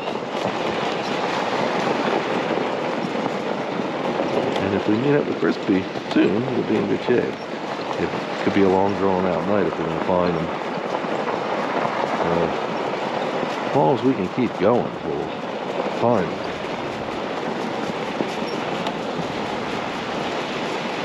A sliver reception, but not really going to help us at this point.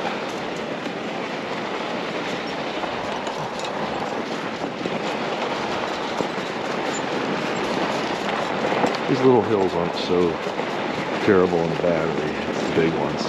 But this is a little bit of a climb here, I see it. As long as we don't run into some big grades, we should be cooking along.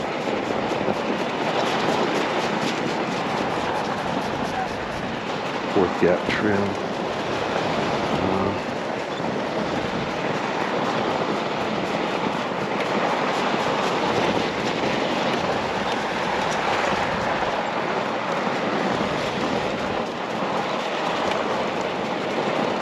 Oh, I'm glad to say that I'm got the camera on, so we can see how the evening unfolds together. 9.5 miles right now. Getting more and more respectable by the minute. Also, if we do stop for an extended period of time, which I have a feeling we will, the dogs will be that much more satisfied and not content, and not as amped, not hocking to go 27 million more miles. I mean, they'd be content to get in the truck right now. At the same time, they'd be content to do another 100 miles. But oh, what we're dealing with.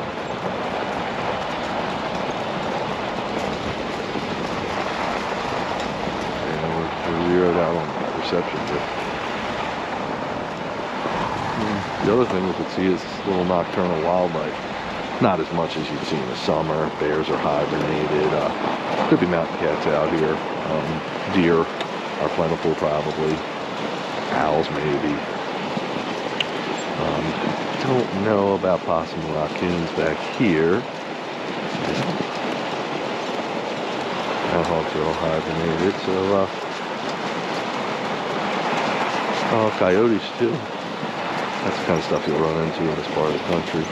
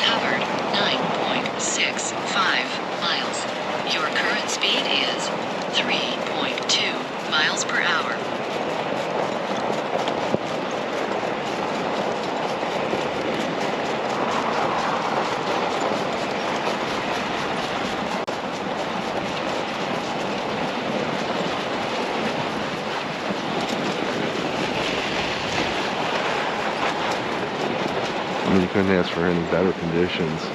It's just had a better plan, Chris hadn't gotten stuck and all that. I think that's all part of the work driving experience. These are done very spontaneous, and a lot of times conditions and trails will dictate to us how we're running, how we're going to do it. But the spontaneity is what makes the adventure a lot of times, and we're not putting ourselves really in harm's way. We're just setting ourselves up sometimes for a little bit of an inconvenience, which, you know, it's okay. I'd rather not.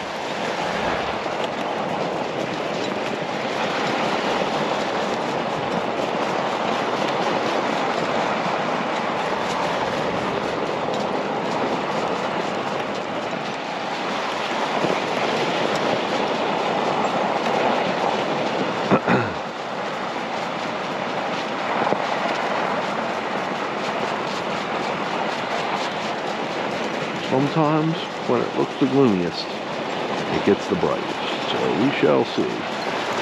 Not trying to be doing gloomy here, folks. I'm sure this will all work out.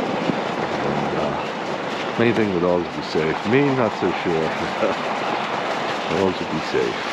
Getting up in the 10-mile range, which, again, the more satisfied the dogs are, the easier they'll be, the more cooperative they'll be.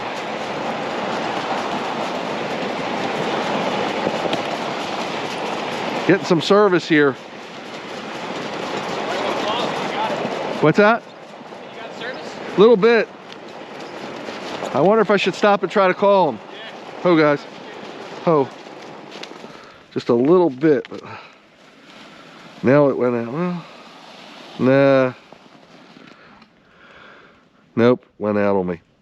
Yeah, it probably wasn't enough to actually do anything with them. Sometimes it lies. Yeah, exactly. Okay. Come on, guys. Hey. Just no sign that we're getting anywhere.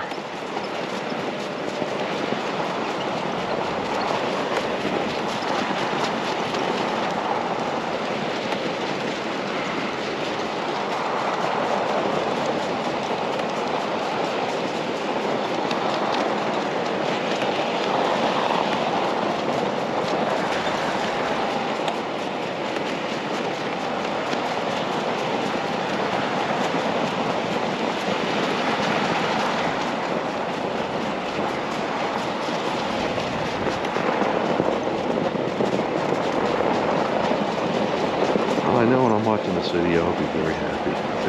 Hey, we survived that evening out there on the snowmobiling trails. I'll keep the video rolling as long as I can too, folks. So if we run out of battery soon, which I have a feeling we will, I will keep battery going while we're sitting around trying to make our plan.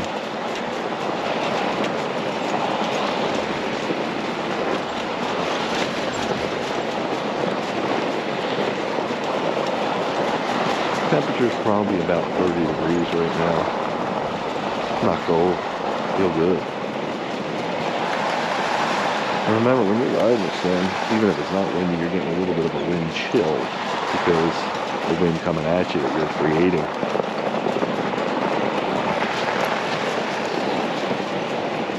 Always checking the dogs, make sure they're good. Cross 10 miles right there. Probably, hopefully got at least another mile left in it. When I say puppy, I mean the scooter, not the dog.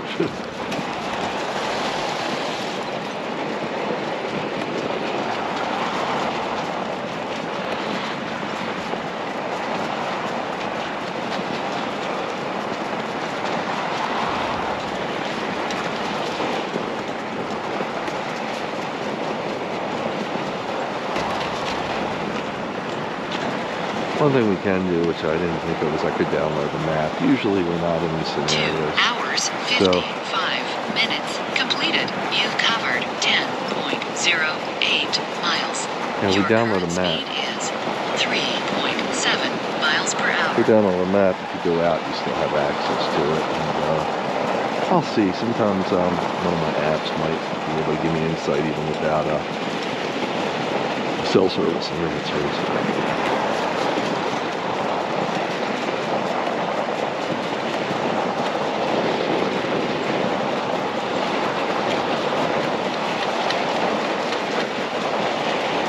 got ounces because he's trying to get traction. So again, he's only got the 2 motors, I've got the 4.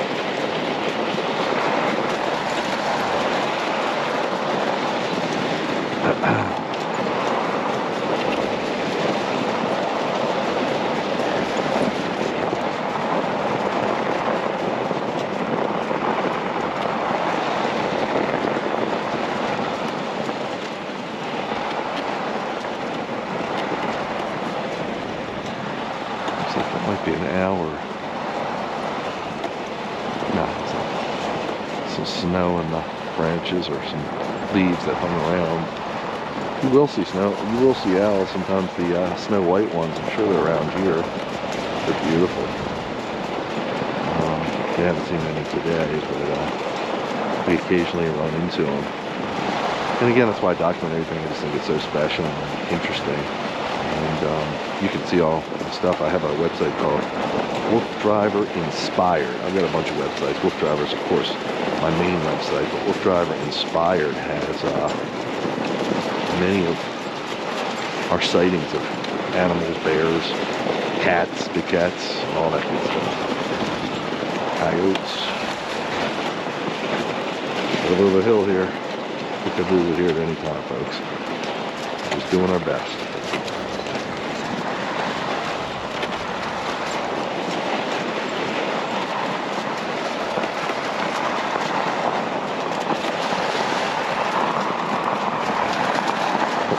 Battery now. It's actually hung in there longer than I thought. So, thank you.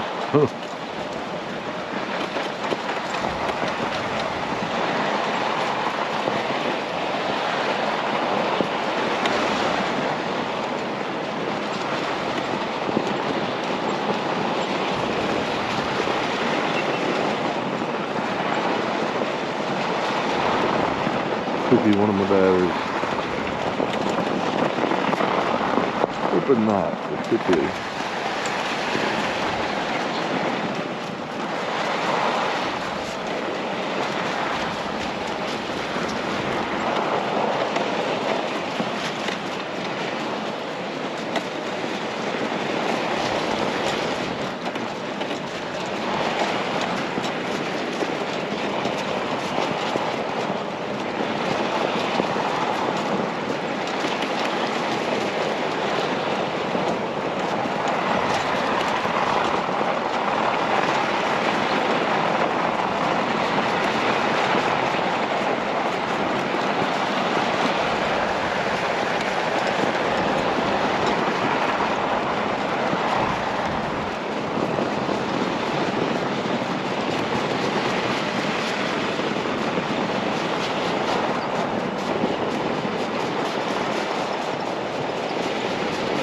It's 10.5 miles.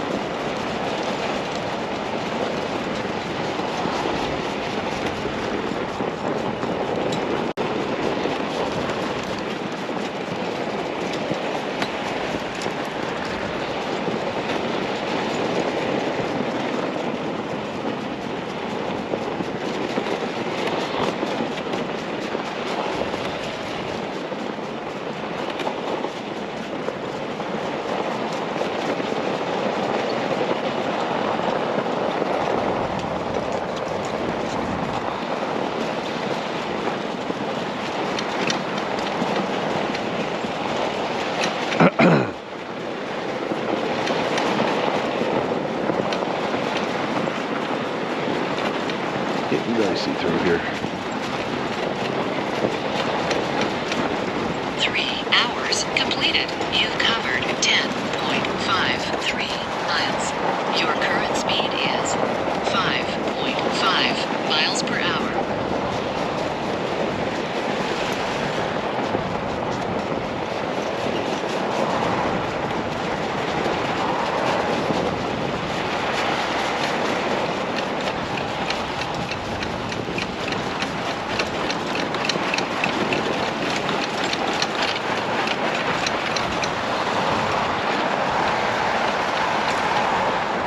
Hey, lights, is that him up there?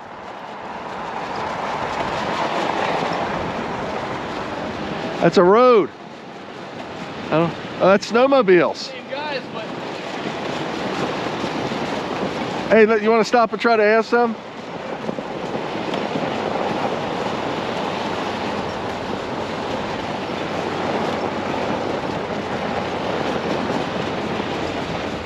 Ask them. you won't ask. Hey, which way?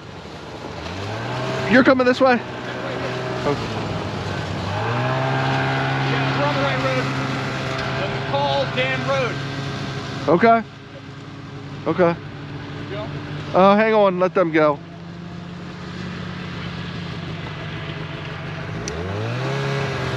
Thank you. Yeah, we're good there. We're there. Hang on, bud.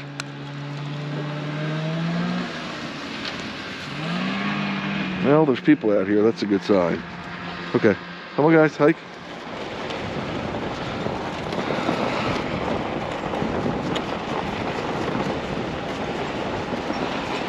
You down fresh tracks. Yeah, that's true. Lay down fresh tracks for us to ride in. Again, trying to minimize our resistance so we can maximize our mileage. I like that.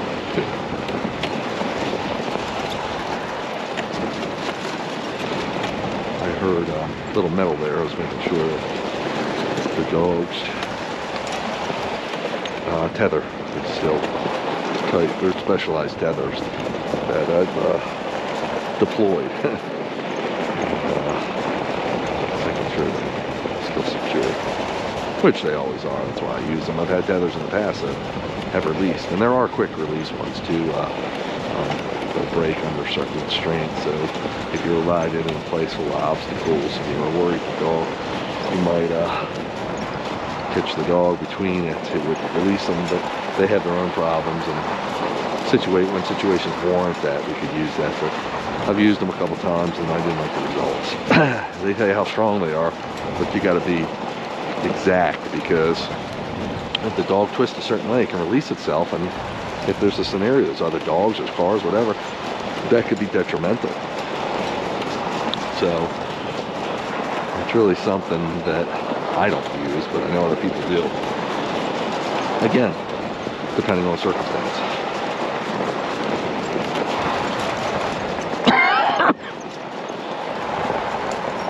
I'm a little more encouraged that we saw the dam road. Not the dam road, but it's to the dam. Because I believe that's where we're supposed to meet Chris. As long as he don't get stuck or anything else. We're approaching 11 miles right now, folks.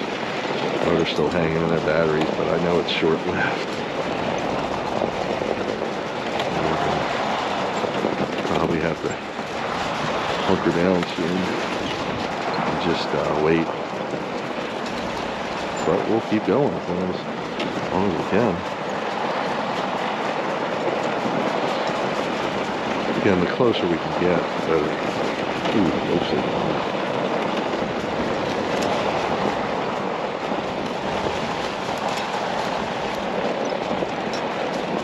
Chris will drive down this road once he figures out we're here, if we don't make it past this road.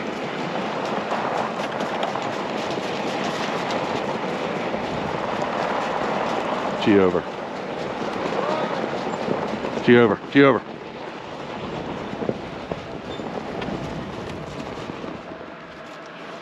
Help me.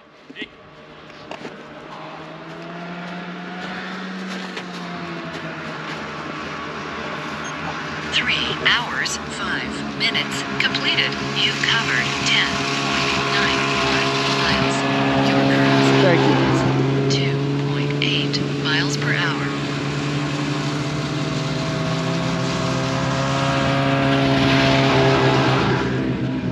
Hopefully that means it's right down there. Yeah. But I don't know, they turned around. There's no way to go. We'll be in another 2 or 3 miles, maybe less. Come on guys, hike.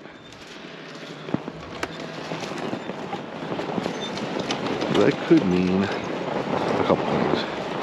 Could mean that it's right up here.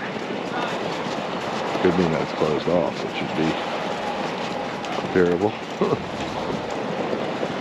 What's it say?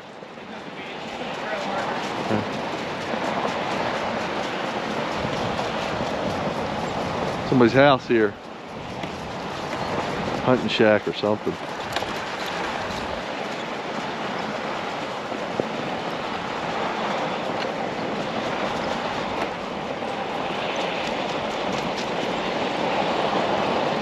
It's up in the woods over there. That's comforting to you. White Deer Creek Trail. Well, we got power lines. That's a good sign. They got houses back here.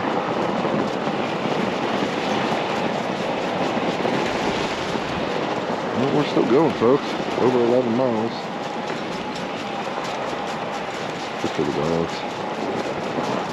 Hopefully we can keep it up.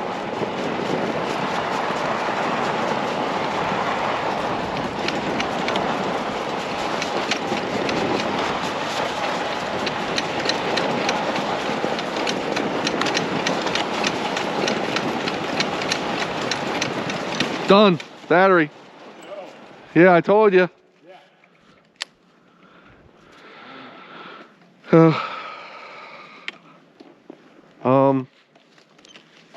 There was a mile marker back here. Wish we could ask those guys.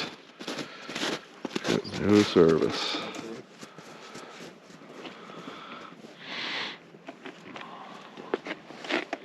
Crispy, crispy, crispy, crispy.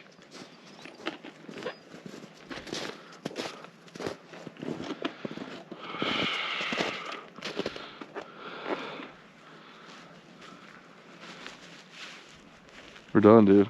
Yeah. That's what I was. I can set you up to tow just so we can keep moving, and I'll tow you. Yeah. I'm sure the dogs, if you hype them up, they'll be more than happy. Oh, they'll be fine, but. And I'm hoping the tow rope's long enough. That's the only thing I'm worried about is these guys and me being too close to you. Yeah. But I want to say it's 10 feet, which is plenty. Well, I'll talk to you on the walkie. Yeah. Oh, definitely. Oh, you'll be able to yell at me. What are we gonna do? I mean. This. I got a tow strap on mine. I'm gonna try and get us, another half mile. I just don't know if it's gonna work that way.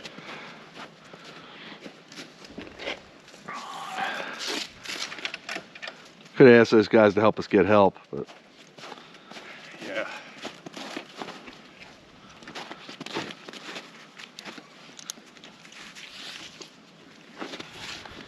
Eagle boy, I see you. We'll be out here all night. Them cabins back there, if nobody's home, that's free game, man. I'm sorry. They actually got them lined. You probably know about this because you've been so far north as Canada that Yeah. they got them lined all over the places just for free. You can't actually live there, but you're stuck.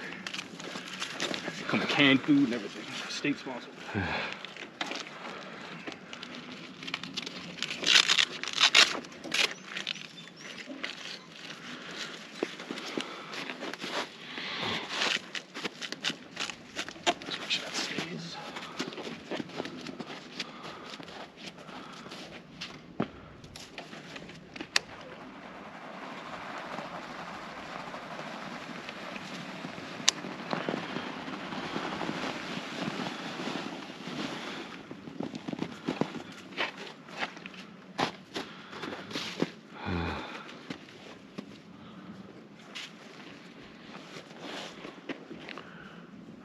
Hours, 10 minutes completed. You've covered 11.07 miles. Your current speed is 0 Crispy, crispy, miles per crispy, hour. crispy.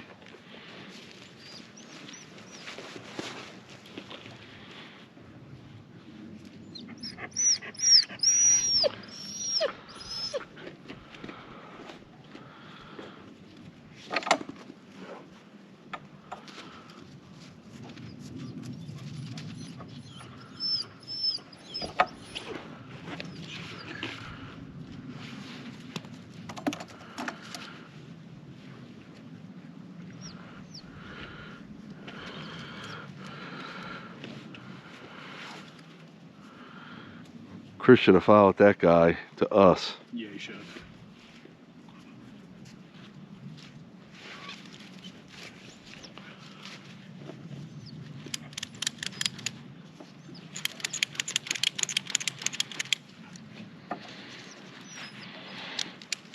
So the only thing here is we gotta stay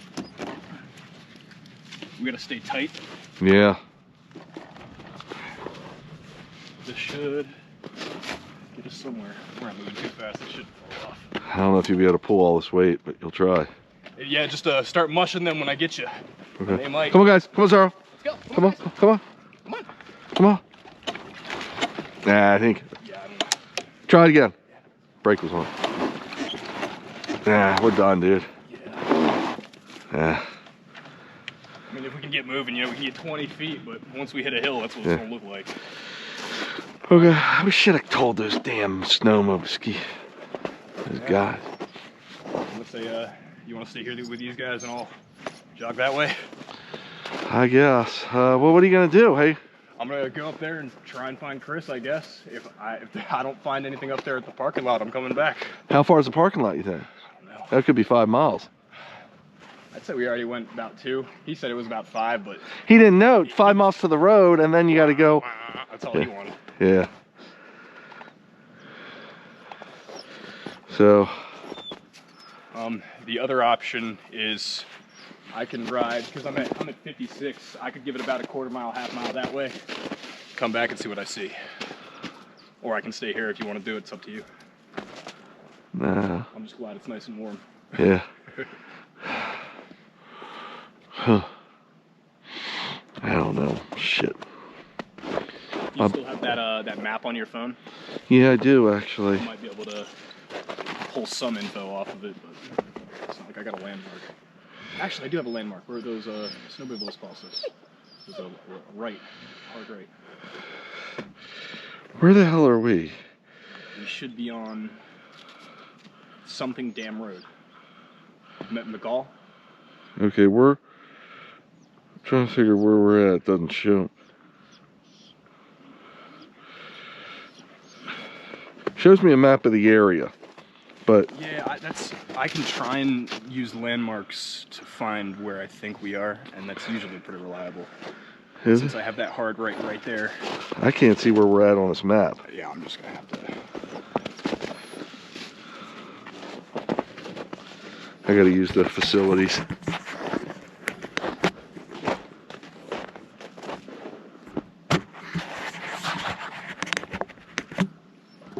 Oh, I didn't mean that. Chase.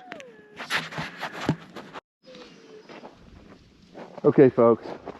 Here's the situation. We're stuck. We're 11 miles in on our journey. My light's flashing too. Sorry about that. Chase, stop. Chase is carrying on like a 3-year-old.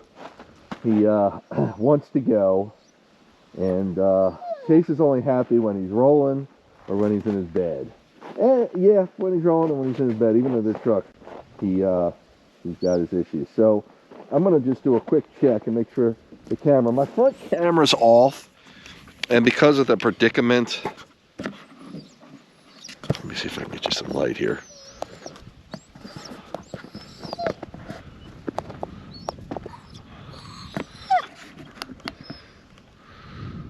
Okay. That's the right camera. Okay, so my front camera's off, so am I doing this in reverse? Or I forget where I'm at now. I got the wrong ones going. Okay, do I have both cameras on? No, that's the back camera. Okay, so for some reason this doesn't want to go on. I'll try to. Actually, no, I think I'm out of battery. So it's going to be a dim light because that's all we're dealing with right now. We're in not adverse conditions, but conditions that are a little trying. The dogs are doing great. I'll try to face back to them. Excuse me. Me, I'm not doing so great. No, I'm doing fine. Hey, Billy, you copy? 10-4, I copy. I heard your squelch, but I didn't hear what you said. But if you can hear me, that's... I can hear you. 10-4, I hear you loud and clear. What's the word? What's that?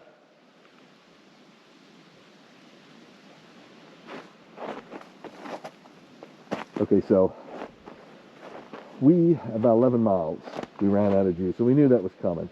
It was a little bit of a cockamamie day. It was a beautiful day. The dogs did great. We did great. Machinery performed up to par. The only issue we had is we ran out of batteries. Kind of figured we would around 11. Remember, I've got a battery backup coming, but it's not here yet. It's not available yet. Well, I would have had it with the bike. Excuse me. Situation is, dogs are very comfortable. Chase is carrying on because he doesn't like anything but rolling or being in his bed. So we're in the middle of the woods, basically. And at this point in my life, I love the woods. All the adventuring we did and everything we've done. This is a beautiful scenario to me. I just would like safety in knowing that Chris is close by. We sent Scott up the road. I ran into some snowmobilers. I don't know if he caught that on camera.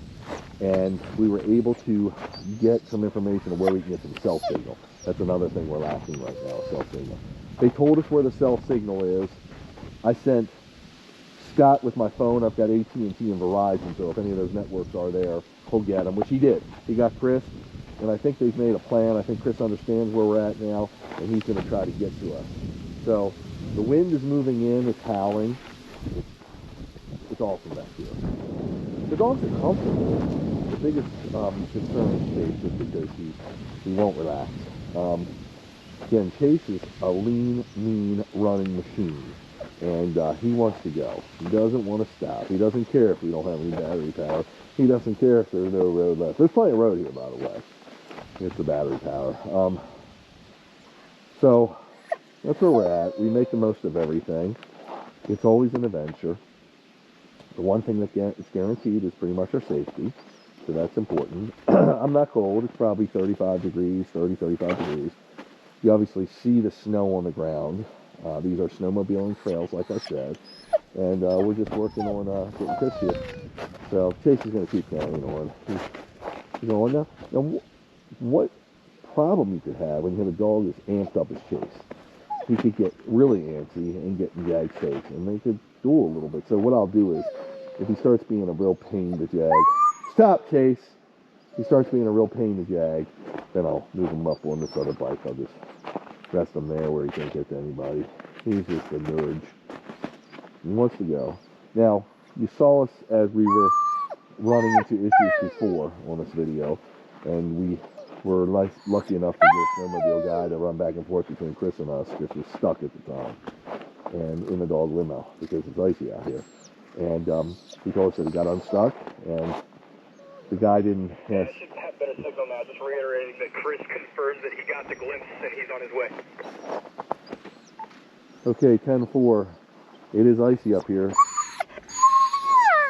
Yeah, he had mentioned his skepticism in relation to that, and I told him that I'd call him back in 30 minutes, so I'll make the walk again, but headed back to you. 10-4 on that. Hey, where was he at?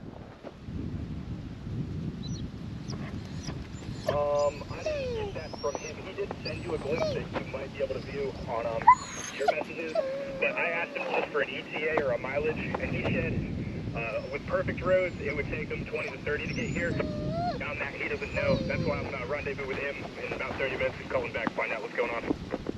10-4 on that. So, we're probably out here for another couple hours, folks. I mean, the only challenge will be keeping Chase calm.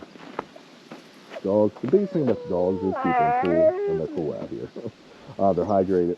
That's all they need. They're fairly content. Chase, stop. They're fairly content. So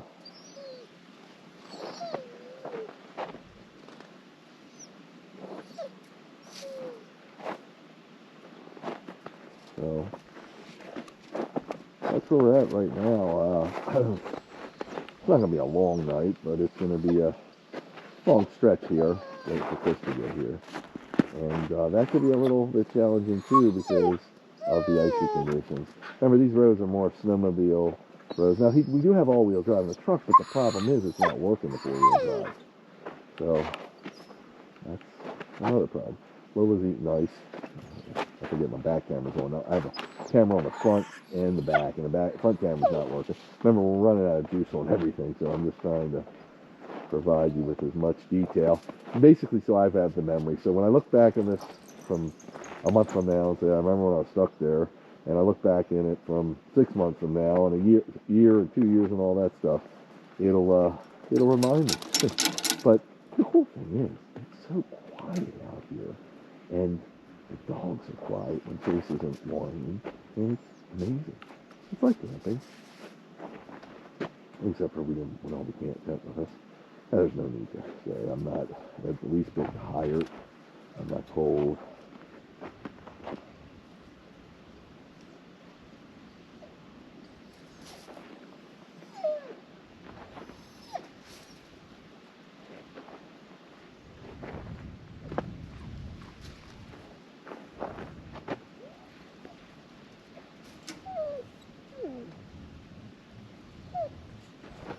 The cold energy just really, the cold temperatures really energize these dogs.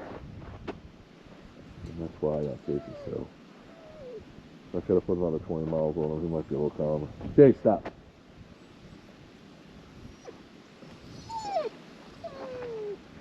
I'm probably going to hook him right here. Stay. Now, I'm not going nowhere yet, man.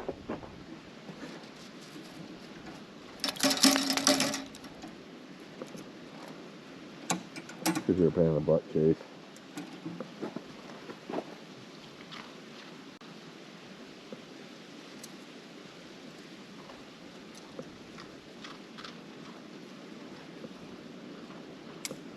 Stay.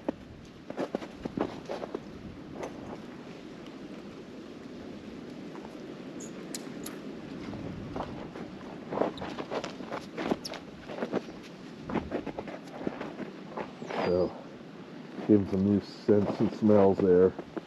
Let them ponder that for a couple minutes. Now, they'll start seeing Scott walking up towards you with a light. We'll get a little rambunctious, but that keeps him safe. He's not in the other dogs. Not in their grill, if you will. Lola. He's getting a little antsy too.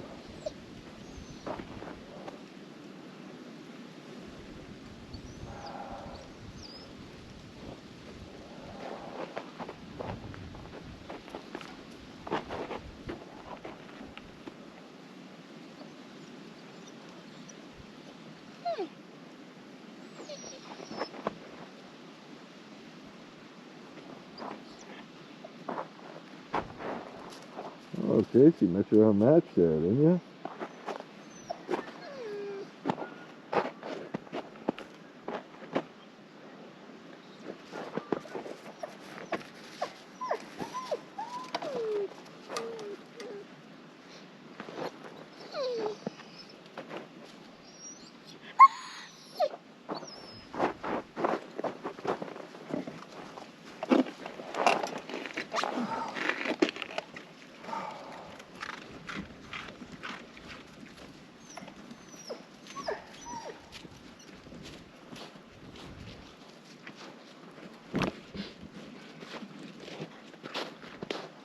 Cool beans, bud. So you think you... Yeah, I figure I'll give him a little bit and I'll ride that thing back. Unless you want the light, I'm gonna go talk to him, see where he's at. You can boy, Chase. I know you want to pull, yeah. I had to move him up there. He's getting the Jags grill. Yeah. I don't know why he doesn't lay down like he did back there. He just too amped up. I'm sweating though. Oh yeah. So was that the glimpse he sent us? I think he had tried to send that glimpse a while ago, but you didn't get it until I got good enough signal to receive it. Yeah, I can't get his glimpse. So you do know where to get signal? Oh yeah, no, I can go back and replicate it for sure. So what do you think, like an hour? It's hard to say. The hardest part, or the most uncertain part, is how long this snow goes on for. Because if it ends right there, then he's gonna. No. Yeah. The guy told me what happens is about a half mile down there's a T. Yeah. Go to the left is the dam road, the McCall Dam Road. All right. That's where it's plowed. All right. There's a big park down there. That's not terrible. But I also told Chris that it's like right next to a parking lot, so there is a plowed road at the very least. Yeah. But that's why I want to call him back, because I told him specifically, if you get to a point where you're like, I'm gonna get stuck, then just wait, and we can sit rep something and make something else happen. Get the truck stuck back there and help him any more than we already are. Chase, I love you. Good boy. Did you see the snowmobilers? Yeah. I talked to them, yeah. I told them they were good. I said, you guys okay? I said, yeah, I mean, we're not in danger. Because he said he was running low on gas. He had his daughter or his son driving. Chase just whines. If he's not in his bed and if he's not running, he's whining. Yeah. That's what he does. He just whines for no reason. Everybody else lays down, chills. I mean, Lola's a little antsy, but she's keeping herself busy. They're talkers, and he's the alpha. You know, Zara, that runner. Zara, come on down here. Lay down, Platts. Zara. Good boy. Good boy, he knows. Jag was Platts, he was relaxed. And so was Zara Lillis. She's playing with snow. That's fine. She's too young to ever actually relax, I think. Yeah. I can't expect her to. We've gotten her to lay down before. Cool. Calm down. I'm gonna fix your thing. Yeah.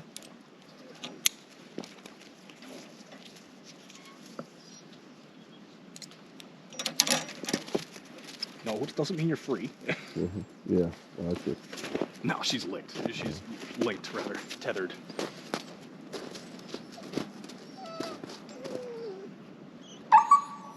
$46, $47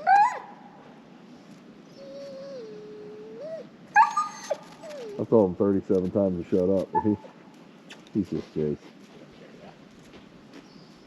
A buddy of mine in Louisiana had a Chihuahua, and they're yappers. You Yeah. probably know the Gigi. But not that she's a Chihuahua. Little dogs. Right. Every time his dog would start, he wouldn't stop, and he said he forgot to oil his dog. Squeak, squeak, squeak, squeak, squeak. No, you need to kisses. You need to shut up. Zara, Platts. Zara. Lay down. Zara. Can you sit down with me?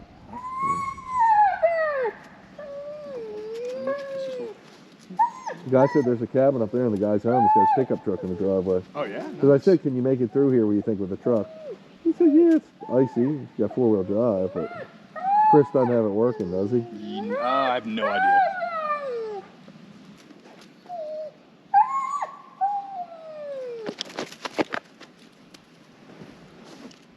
Shut up. Where, you don't know, was Chris, is that where he was going, McCall Dam? Do you know? No, that was we're on McCall Dam Road, or we are being directed to McCall Dam Road. So that was just one of the locations I tried to give him, because I explained to him where I glimpsed him. We're about 1.5 miles to a mile, I'm not sure, away from that. So I wanted to give him as many crossroads as I could, plus the glimpse. So. Well, where was he going? Do you know? No idea. I don't know if that's where he was thinking was the reservoir.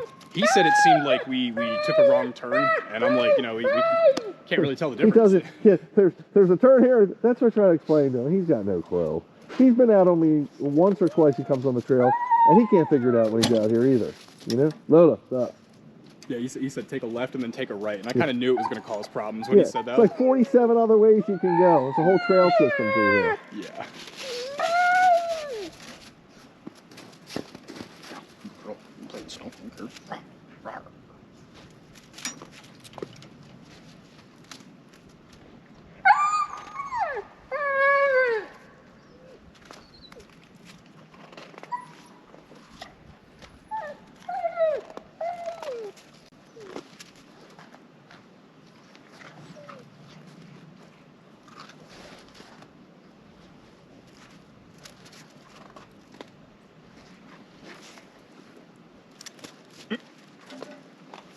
Well, if we had battery packs, you're doing okay. Oh yeah, we'd already. Or we could take the Swin car next time. That thing seems to have 15, 20 mile range.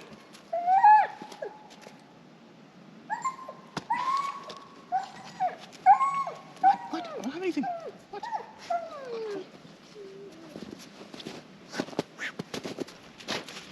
Does the swing? Have you taken the swing car out in the snow? Yeah. I don't know if it's been as aggressive conditions as this, but I mean, that thing can move.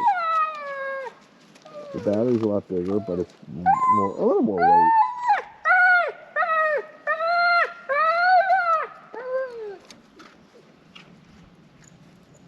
You hear that miles away. You think so? Did you hear it? Yeah. No. He might tire out eventually from doing it. He'd probably do it all night, actually. Yeah. Okay, folks, so get rid of my cord. Kind of been a wild evening, to say the least. We're at 3:50. That's 4 a.m. in the morning, and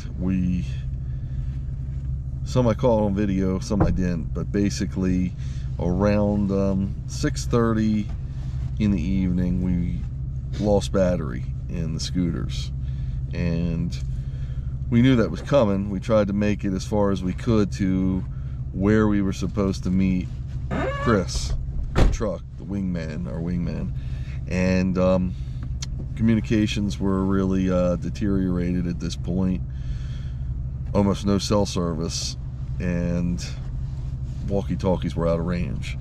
So we found some snowmobilers. One guy was able to find Chris. He had seen him. He went back and found Chris was stuck. So we were going to head back towards him, and this is a little earlier in the day, about 4:30, 5 o'clock. He went to check and to see if he had gotten out, or let him know that what does he want us to do. And when he got there, Chris had gotten the truck unstuck, and he said that he's going to go meet him at the original point, which was near a dam. Do you remember the name of the road, Scott? I believe McCall Dam Road. McCall Dam Road or something. We're up in Pennsylvania. So, but the guy wasn't really knowledgeable at the area. He sent us in the direction he thought. He wasn't sure how many miles. We knew we were going to run out of scooter battery, but we headed that way, and about 6:30 was when we ran out of battery. No word from Chris, the limited cell service we had, no walkie-talkie service. So we waited there. We were there for at least 2 hours, but in the interim, Scott had a little bit of motor power left, battery power left in his scooter. Plus, he walked back and forth to an area where there was cell reception, because in the another snowmobiler came by and said, hey, you can get cell reception down the road a little bit, about a half mile. So Scott ran there, and lo and behold, we were able to catch up with Chris. And Chris said that he was on his way. So we waited there. That's what encompassed the 2 hours, till finally Chris told us he is near us. We heard him on the walkie-talkie at that point, so he's within a couple miles, but the truck was stuck again.